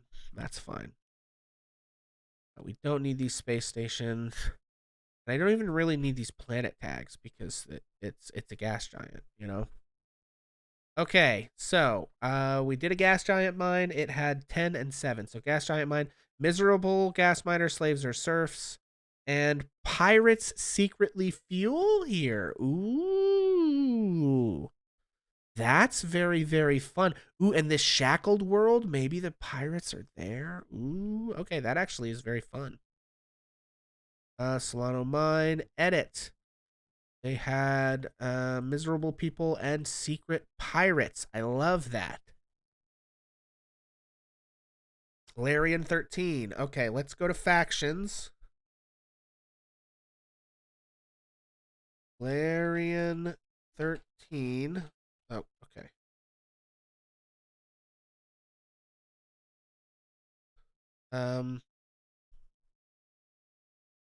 Applicants. Larian 13 sector. We'll call these Catholic. Okay. Secret miner or secret pirates. Fuel at gas giant mine station. Love that. That's so cool. Okay.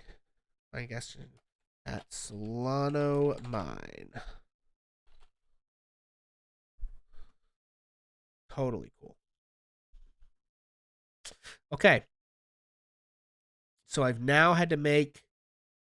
I'll count the gas giant itself as a point of it. Well, no, it's not. So we've got. Was that the first point of interest I rolled? I think it was. Damn, that's so many. It's going to take so much work. Okay, I got an 8 and a 5 and a 3. A refueling station with an extortionate corporate minions, and pirates have taken over. God, there's a lot of piracy in this zone. Refueling station.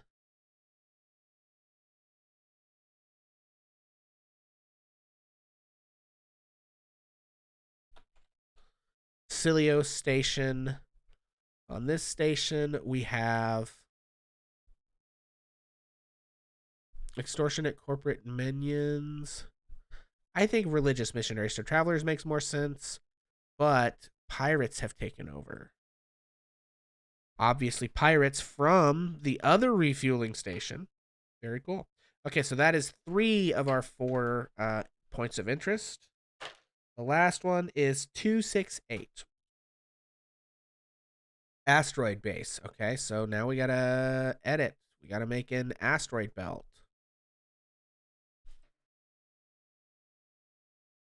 Okay. Erebus, Ostrov, Olenek, Beagle, Wabash, Graf, Wicklow, Globe, Tolstoy, Yebra, Sock, Ada, Berry, Najau, Kifri, Johannesburg, Crosby, Mandora, Arandis. Oh, come on. Yes. Terra Serenk de Bort 40. Beautiful. Beautiful. Okay. And I had a 6 and an 8. Independent avid asteroid prospectors fighting another asteroid. Okay, great.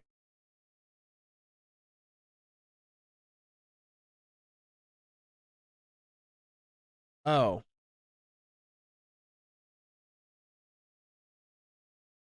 Asteroid base. Jazero 6, Kuma 3, Losing 2, Land 3, Onan, Magadi. Magadi 1.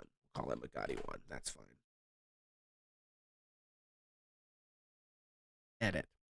These are independent asteroid prospectors fighting another asteroid. And what was going on the main thing? Pirates hiding in the Mox. Yeah, so there's pirates at an ancient ruin fighting the people at Magadi base.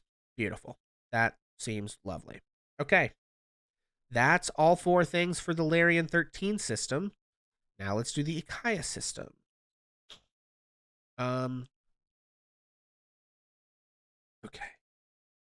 Oh, I got to roll how many things they get first. Please don't roll a 4. God damn it, I rolled a 4. Son of a bitch. It's fine. These are my big planets, so I might as well, and systems, so I might as well have a lot of stuff going on here, right? Most of this will probably never see the light of day, but that's fine. I've got a 6, a 2, and a 7. A 6 is an asteroid belt, so that's perfectly fine. Loop. Okay. Sure, that looks great. What do we have in our asteroid belt is a 2 grizzled belter mine laborers and a 7 ancient ruins dot the rocks. Okay. Actually, I want to re-roll that 7 because we have that in a really nearby place. 5. Okay. So let's edit asteroid belt, refueling station. I'm just gonna leave those things because I don't care. Grizzled mine laborers, ancient ruins dot the rocks we just did. So what was 5?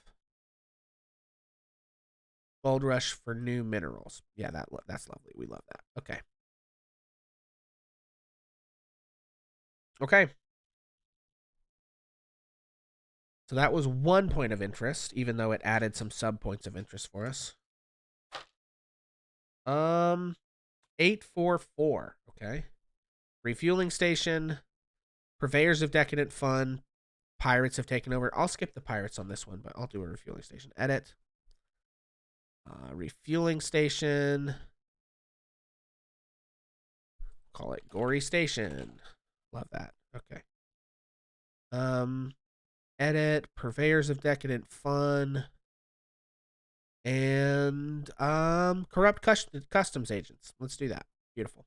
Back.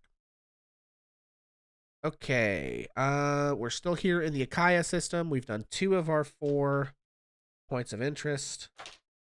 I've got a 6 and a 2 and a 6. Okay, a 6 is another asteroid belt. I don't think so. We already have 1 asteroid belt. That's enough. A 4. Ancient orbital ruin. Great. We'll just put that around the main place. No, I don't want to do an ancient orbital ruin. Let's put a research base on the main planet. That's what I want to do. Gonna be a research base on this planet. So making 4. Great. Sounds lovely. Alien studying, human locals, and perilous research. Let's not do alien studying. Let's do scientists from a major local corp. And let's do selling black market tech. I think that seems good. Is my phone going off? Who the fuck's talking to me? Oh no, it's just okay.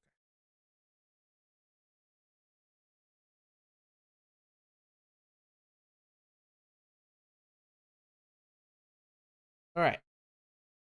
All good. Okay, what else can we do here? So this was the Akaya system. 1, 2. I've done 3 of my points of interest because one of them is a research base on the main planet. I got 1 more to do, and we will call this one good. And those are all of our main planets. Okay. 2, 4, 1. 2 is an asteroid base. So we're going to go back to the asteroid belt, and we're going to make a base. Oh, look, there's a base right there. And we got a 4 and a 1. So we're going to edit this. 4 says failed rebels from another world. I'm going to leave. Well, no, yeah, failed rebels from another world. That works. And life support is threatened. Cool. That's very cool. Great. Back. And barrel 1. Yeah, that works. Okay. So that is all of those. Now, what I think I'm going to do is just go and randomly generate some stuff, you know? I think we're going to kind of let randomness decide. I'm going to start in the top right. I'm going to edit the system, the Salata system. Sure. Planet 5, the Cress, Groa, Moniatsis, Oenor, Solo Planet. There is an unbreaked AI on here. Well, Salata's are Thorfinn, Mumeri, Anthea, Halia, Inna, Conagos, Otunip, Leus.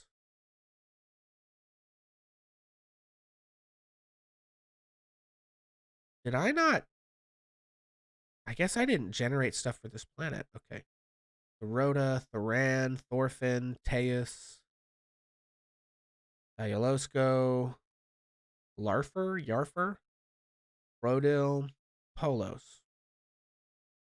No way. Nah. Yeah, that works. Okay, atmosphere. Inert gas, temperate, immiscible, failed colony, tech level 0. Okay. That's fine.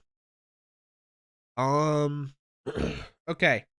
And this time, rather than like generate all that stuff, I'm going to generate 1 point of interest for these other places, for these other systems. And we're going to just roll the D8 to see what it'll be. This one has a deep space station. Cool. And we're just going to let it randomly generate. Johnstown 1? I don't like that. Grindavik 9. Beautiful. The Salada system, Grindavik 9. Not beautiful. Unbreaked AI, Hive Mind. And Utopia. Hive Mind is interesting.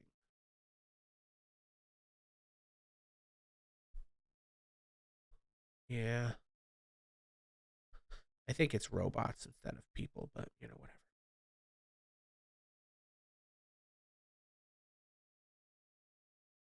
Okay, friends. That's a system. All right. We're going to edit this. Bloop. Armuhez. Yamagaki. Espo. Onus. Azir. Yeah, that seems fine. All right, Azir system. What's your... Oh, and then Planet 3. Edit. The Hajakosh system. Planet. Orsiam. Board. Solakis. DNAs. Aaliyah. Yafla 15. Caston. Scarfy. Albady. Polis. Yerta. Unlius. Hawk. Hawk 9. I'm literally going to randomly generate all this stuff, and billions of inhabitants? No. That's fine. Tech level 0. I want tech level 2 on this planet. Safe. Okay. Back. Okay, it gets 1 more point of interest, which is a 6, which is an asteroid belt. Totally fine. Give him an asteroid belt. Blunk asteroid belt. The Linpu asteroid belt. Yeah, that feels better. Back. Okay. This one. The Velo system. Sure, that's fine. Make with that. The planet. Holger. Sure. That's fine. All right, what do they get?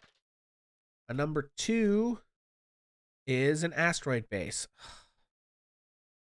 All right, we got to give him an asteroid belt. Tekalote, no. Voza, no. Apt, yeah, that seems fine. And they get an asteroid base. I'll just leave those things. That's fine. Okay. That was this system. Next is this system. Bergen, Fatima. Yeah, sure, that's fine. Planet 16, edit. Sheeta Realin, sure. Okay, what do you guys have? Number 4 is an ancient orbital ruin. Great, we'll just put that right on the planet. Kentura. Luzin.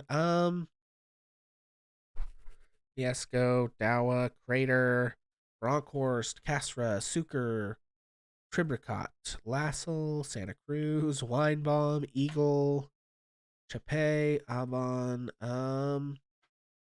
Barabashov, Columbus, Idako, Tsukuba, Sekchi, Yalgu, Woking, Wapi, Ender, Besenkov.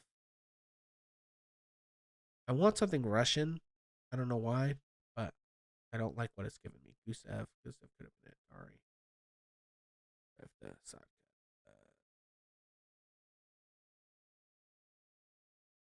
Song. Rebus. Wine.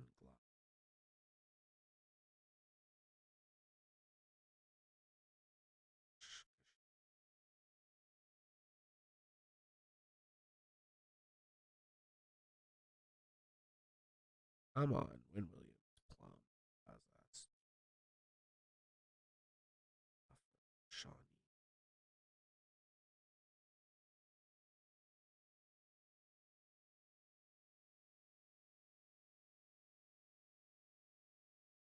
Oakchev 9.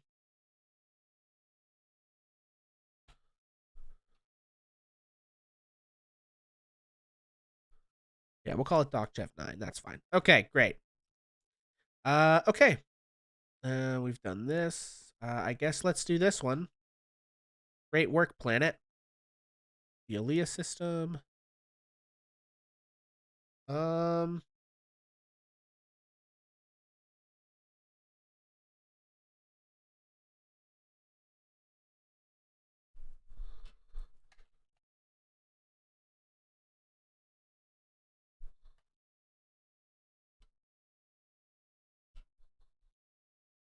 Okay. Let's see. Okay.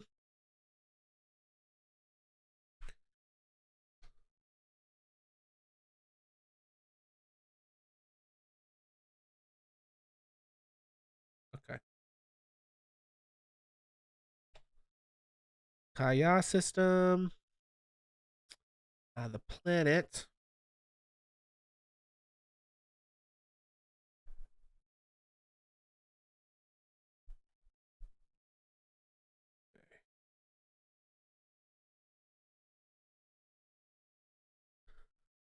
Planet Hugon. This system gets a point of interest, which is a number 1. Number 1 is a deep space station. There's enough of those. That's fine. Let's do...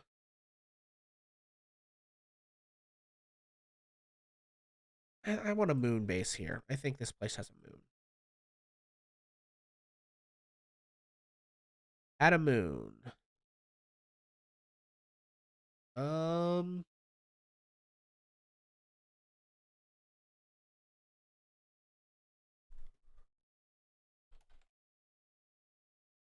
Okay.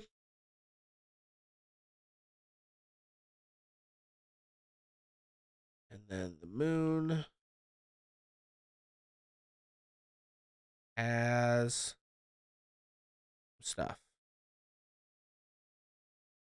Oh, the moon has a moon base.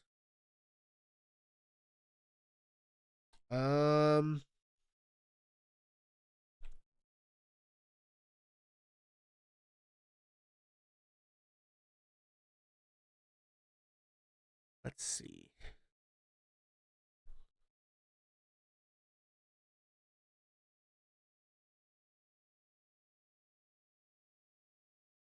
Okay. A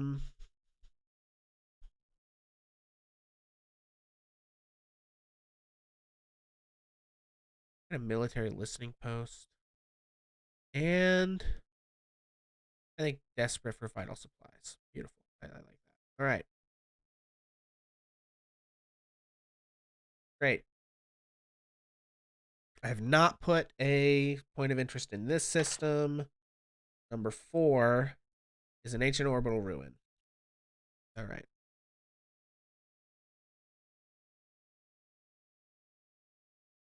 Orbital ruin. Okay. Pika 2.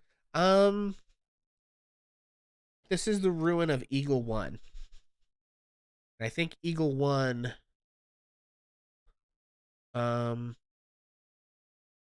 probably has trigger happy scavengers, and they are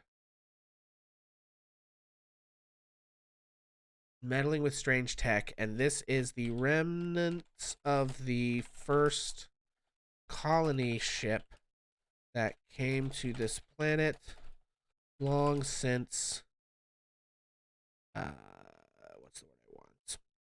Broken down in orbit. Broken down and barely maintaining orbit.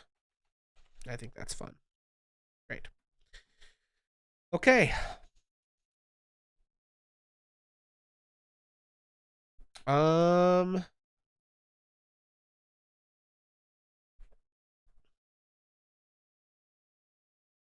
Sirius system. Oh yeah, this is part of the Gungnir. So yeah, that seems fine. And then the planet with the eugenic cult. Okay, let's see. What do we got?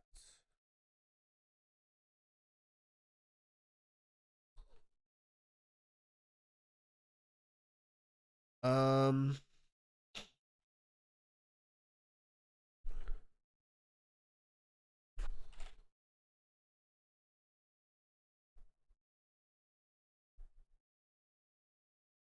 let's see.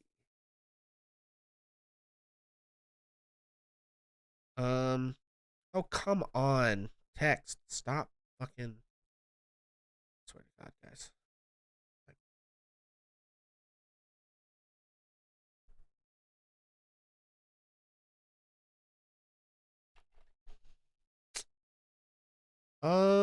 What am I looking for, friends?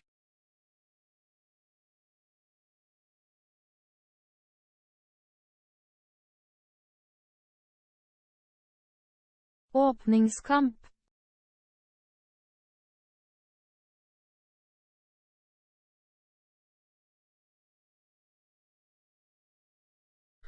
Okay, this planet is called Apning Scamp. Okay. And what is their 1 point of interest? A 6. What is a 6? An asteroid belt. That's fine. Nope, not the planet. Sirius system. It's an asteroid belt. Um.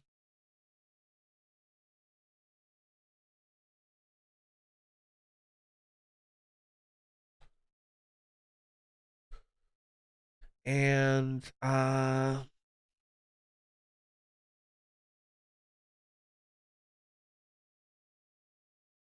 okay, this is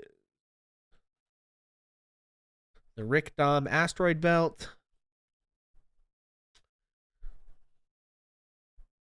Okay, these need to change.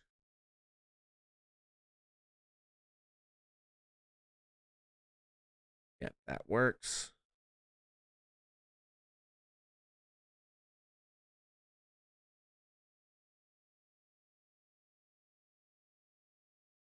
Uh,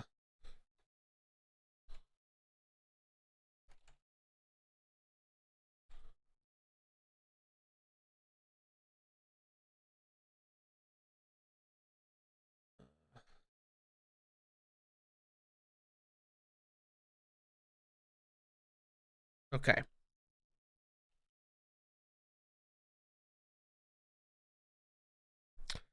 Okay.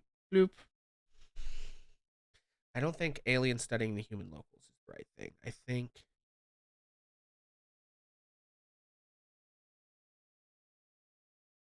maybe secret employees of a foreign power is fine. Okay, back. All right. The Helios system, beautiful. Guys, things are going great here. Let's do this one. The Rebid system, the Orsiam system, the Ruda system.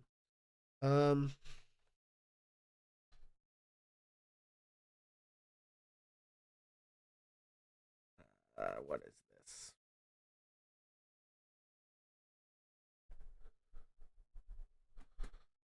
Okay. This is the Zoroezo system. And its planet is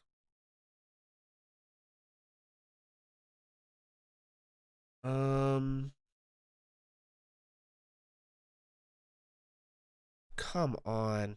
Why does it keep putting these damn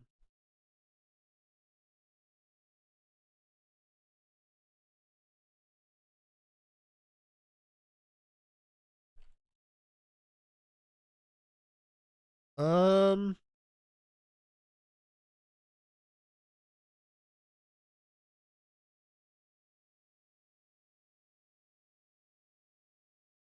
Let's see.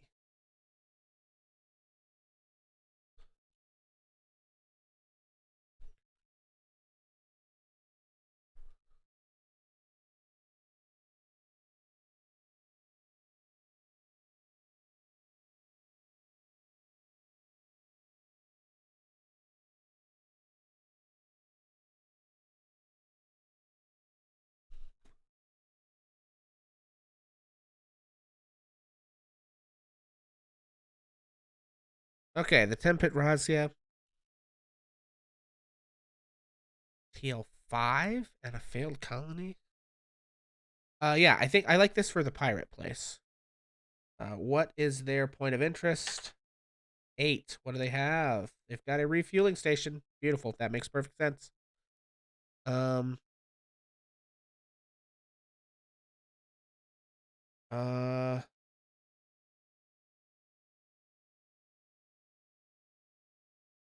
Let's see.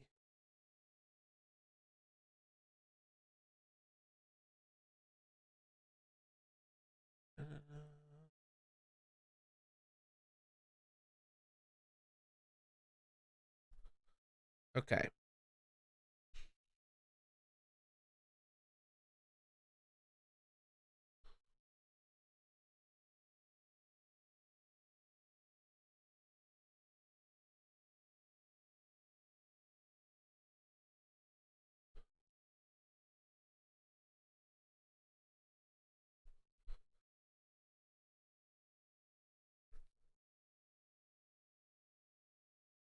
Hmm.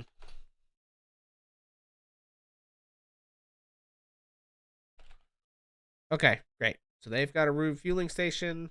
Um, this place, Night World, Seagoing Cities, the Ross system. Yeah, that seems fine. Okay. Planet. Did I do the planet here too? I did. Okay. Edit. Alve, Dinero, Mati Sanura. Sure, that seems fine. Um, actually, yeah, that's fine. Okay, and then a 2 gives us an asteroid base. So edit. We need an asteroid belt. Oh, Mati Sanura is the planet. Back. We want here. Rose system. Asteroid belt.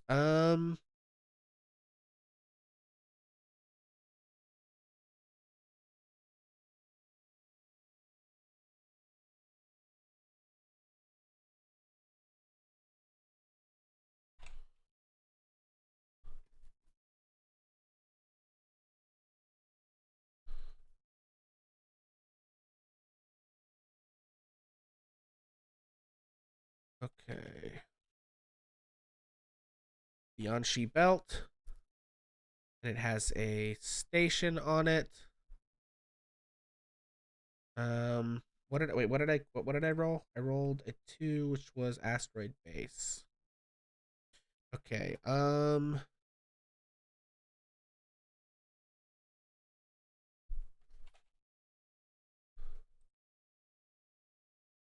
Let's see.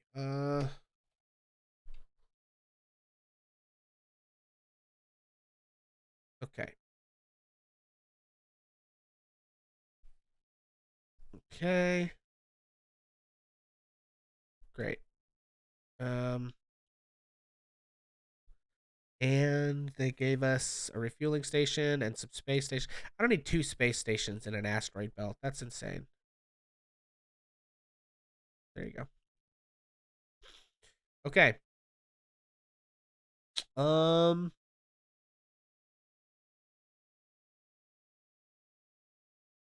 Okay. What are we gonna do? Um.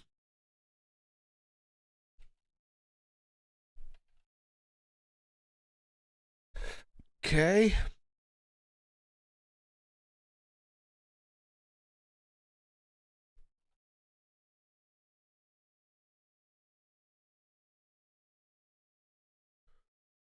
Okay. We got a 3. 3 is a remote moon base. Great. So this planet has a moon. And the moon has a base. Come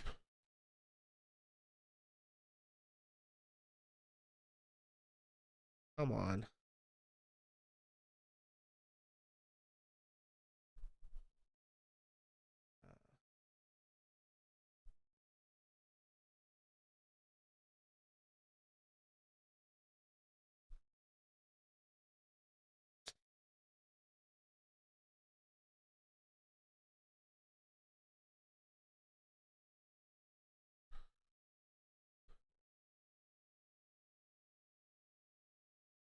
Okay. And moon has a base. Not an orbital ruin. Moon base.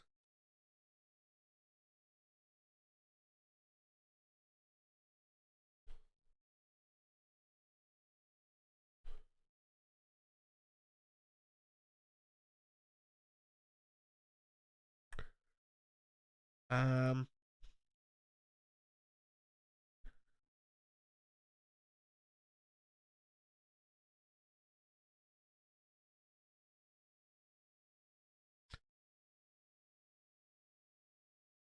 yeah, there we go. Okay. This is Alani. We have the sun. Sure, that seems good. Planet. Helga, Ellis, Ragnil, Peto, O, Gaida,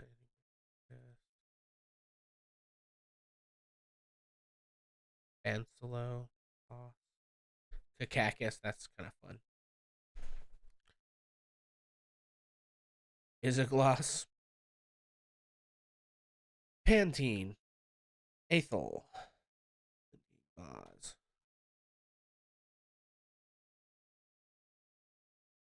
Maybe just Paula 16. Sure. Okay, they have a spot of interest, huh? In the Soator system. What is it? It's a 6. 6 gives us an asteroid belt. Most of these places are going to have asteroid belts, it seems. Dukan. That seems fine. And all those seem fine. I'm just going to leave those. I'm not going to mess with them. Okay. We've done this. We've done this. What are we going to name the black hole?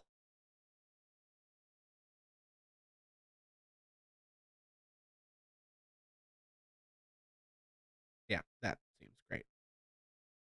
Okay, now this. This is one where I think I need to actually name this thing. We have Micah's Gleam, Heaven's Gate. What do we call this? Um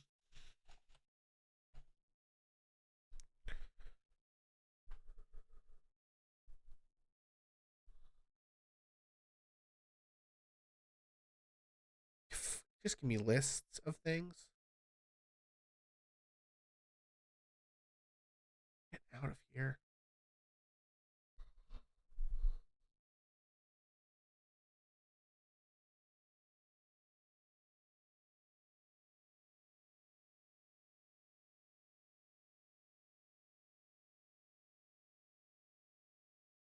Wow.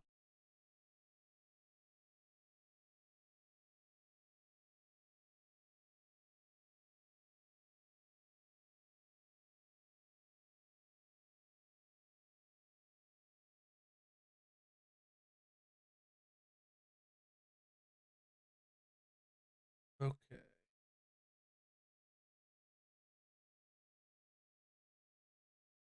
All right, this is going to be the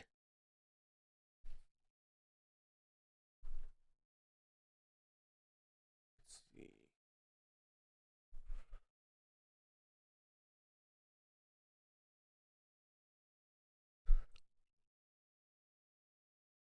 Um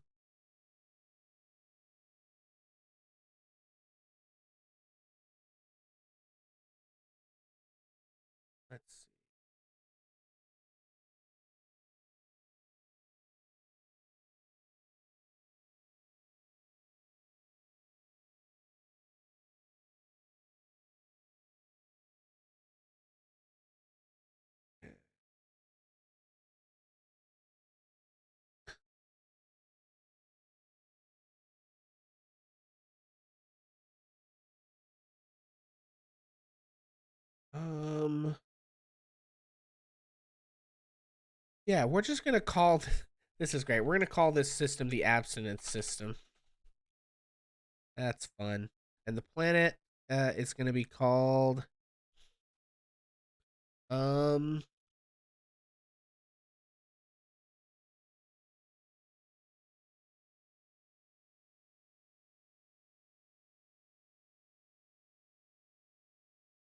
Amity. Amity. Amity 5. Why the fuck not? Okay. And this place already has a research base, so I'm not going to do any more with the abstinence system. Okay, this system needs another angelic-y, wacky thing. So let's go with um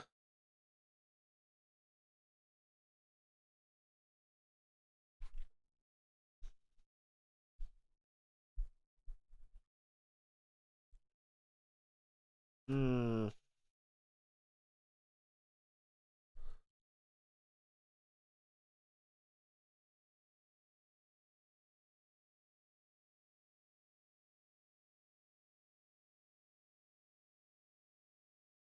Ooh, yeah, let's call it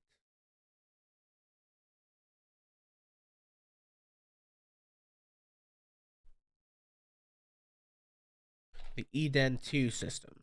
Sure. And they have a planet. Let's see. Okay.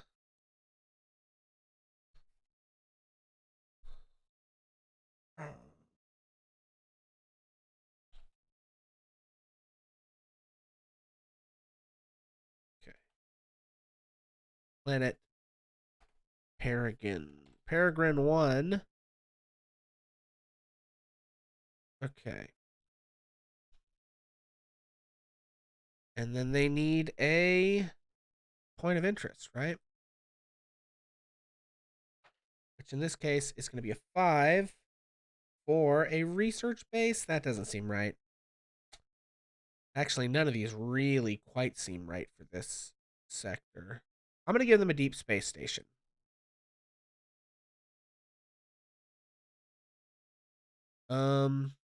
Balboa. Yeah, that's fine. Okay. System 20, edit.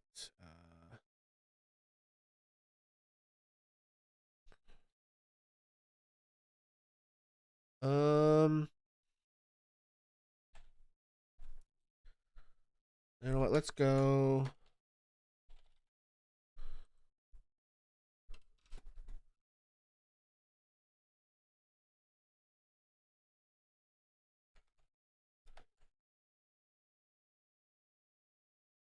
Okay, this is the Jib and Gill system. Um,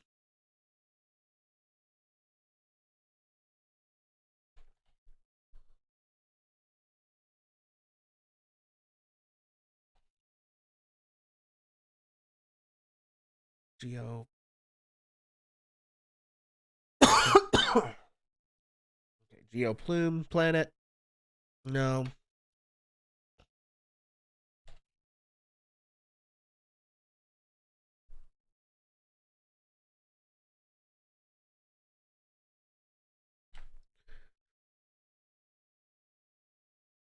Let's hyphenate.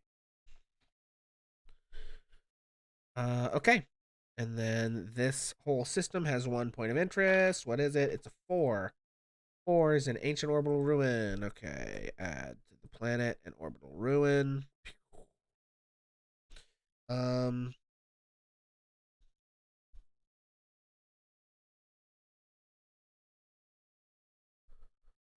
Okay.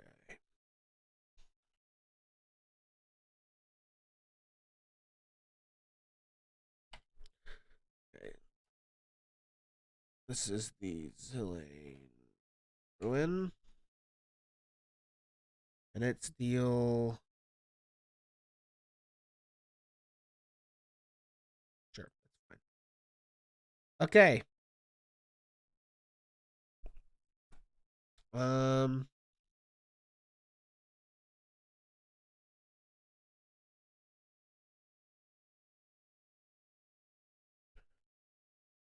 Let's see, what is this? System 11 is the place with the... Okay.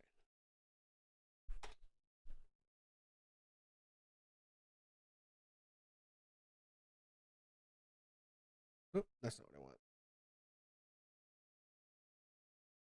Okay, this is the Durga system. Planet can be...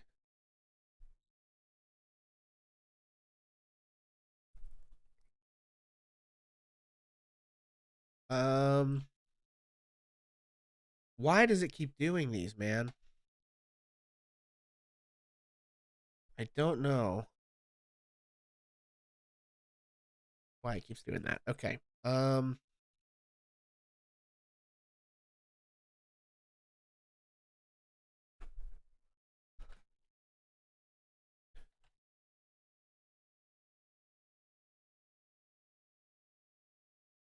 Okay. The planet is La Evathas. And they've got 1 point of interest in the system. I just rolled a 4. That's another orbital ruin, but I just did one of those. 6 is an asteroid belt. Yeah, they can have an asteroid belt. That's fine.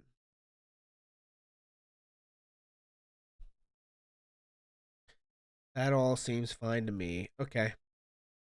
Sure. Okay. Guys, we're on the... Oh, almost on the last system. We've got this thing.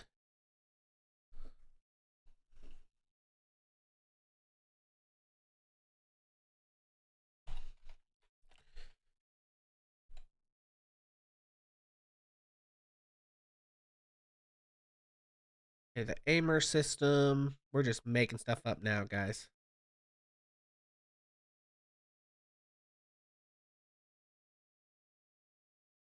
Let's see. Let's do our Eustace is the planet.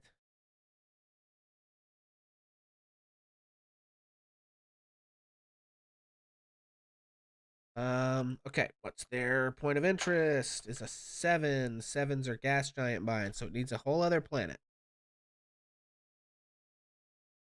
The main planet is not a gas giant. Imagaki, okay? Imagaki. Okay, does not have a breathable mix. It has... Now we're gonna do this. Warm planet. Gas giant mine. Yeah, that all seems fine. Great. And the very last thing, man-eaters with restrictive laws. The Cornid system, sure. Planet. Planet Yoka. One thing, it's a 5. That is a research base. Sure, we'll give him a research base. What do I care? Okay, great. Holy hell, friends. We did it. Took me a whole other hour, but we've basically named and done stuff with everything. Some of this is subject to change, right? We have a bunch of, if we look at this overview, right? A lot of asteroid bases and belts, deep stations, moons, planets. We got 30 entire planets in here. 26 systems. These are only this, not every place every place will have a space station and a refueling station in that, but not all of them warrant paying attention to, and that's sort of what we're dealing with here. If I need to make more stuff for a given place, I can generate that stuff pretty quickly with these tools. So navigation routes. I do want to add... Yeah, I think I'm gonna make some dashed navigation routes.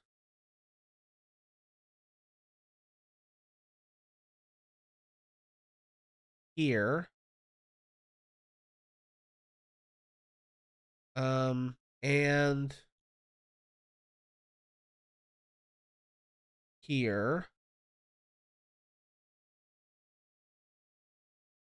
Oh, I haven't done System 7. Hang on, we're not done. Back.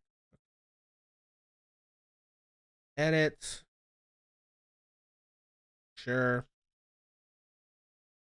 Edit. Benga? No. Thorin. Shigwara. Okay.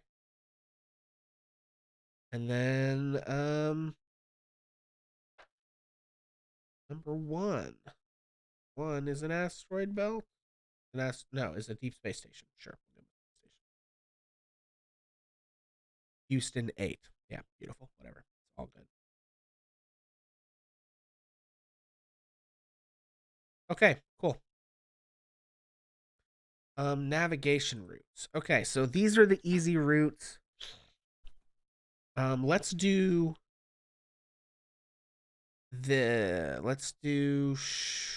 dotted for like war routes, right? Which is essentially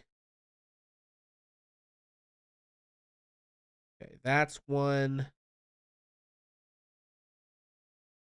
All the different people going to Heaven's Gate is a route, right? From those 3 homeworlds. Those are like the major, and actually that's an important route because of the way that ships travel, right? And actually one of these dashes ones, this goes here as well. Okay. Important trade route there. And then here. So these dotted green ones are kind of like minor shipping lanes that exist. Um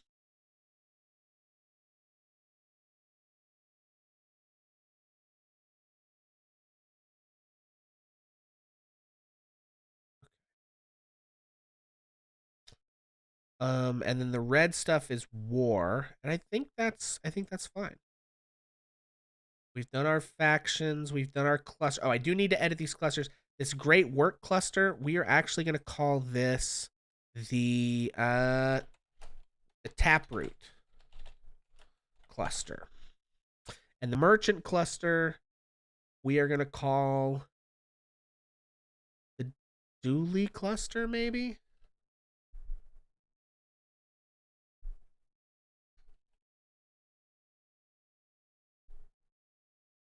Come on.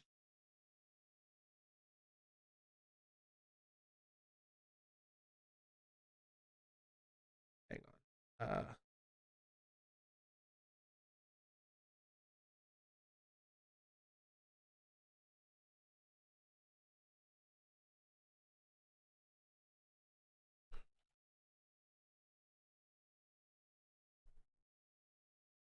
Okay. Now.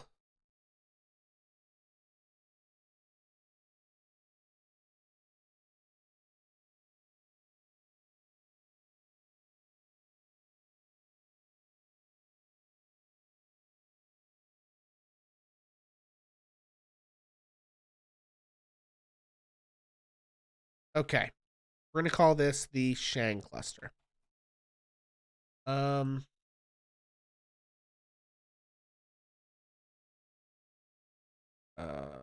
clusters.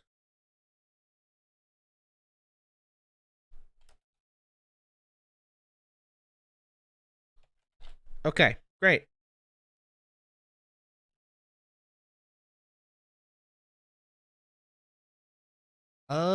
I feel pretty good about that. The only other thing I haven't exactly done is the faction stuff, but you know, we have our rough major factions, of which there are 1, 2, 3, 4, 5, 6, 7 major factions.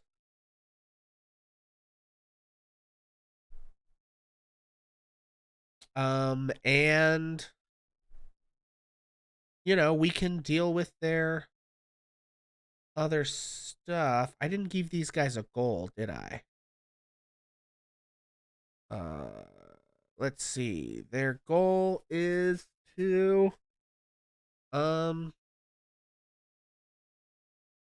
probably...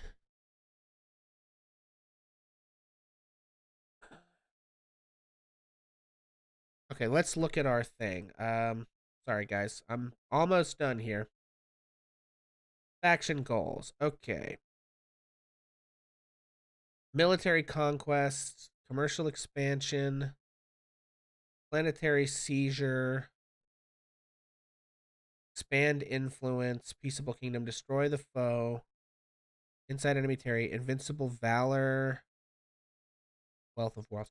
I think they want what is there for? 7? I think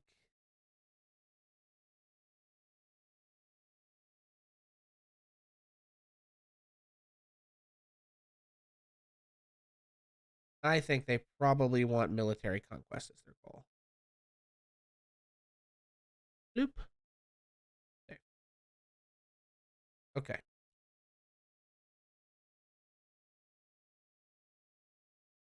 Okay. Great. All right, guys. We've done it. I can kind of turn off these sectors. I'm going to leave the clusters because I think they're helpful. And at some point, I'll try and go through and hide stuff I maybe don't want players to see. But we've basically done it here, y'all. Thanks for hanging out, everybody. We're not going to raid anybody today. We are just going to go call it a day. I will say next week on Tuesday the 28th, we will be back doing another stream for Stars Without Number. This time we're doing character creation for players. So if you haven't been hanging out for that, or if you've been hanging out for this and you want to see more about the system and you want to, get into like, if you were actually going to play this, right now that we've done all this world building, how would you do that? Come join us next Tuesday and you'll get to see us have some folks make characters for the first time. So, yeah, we super appreciate it. Thanks, everybody. And I'm just going to peace out. Catch you later.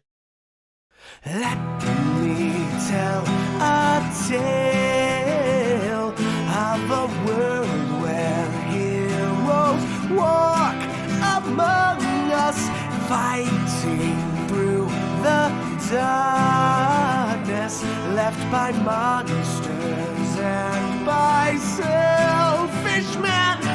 A tale of glory rents asunder, sacrifice and battles lost. Our heroes know not what awaits them, and still they carry on.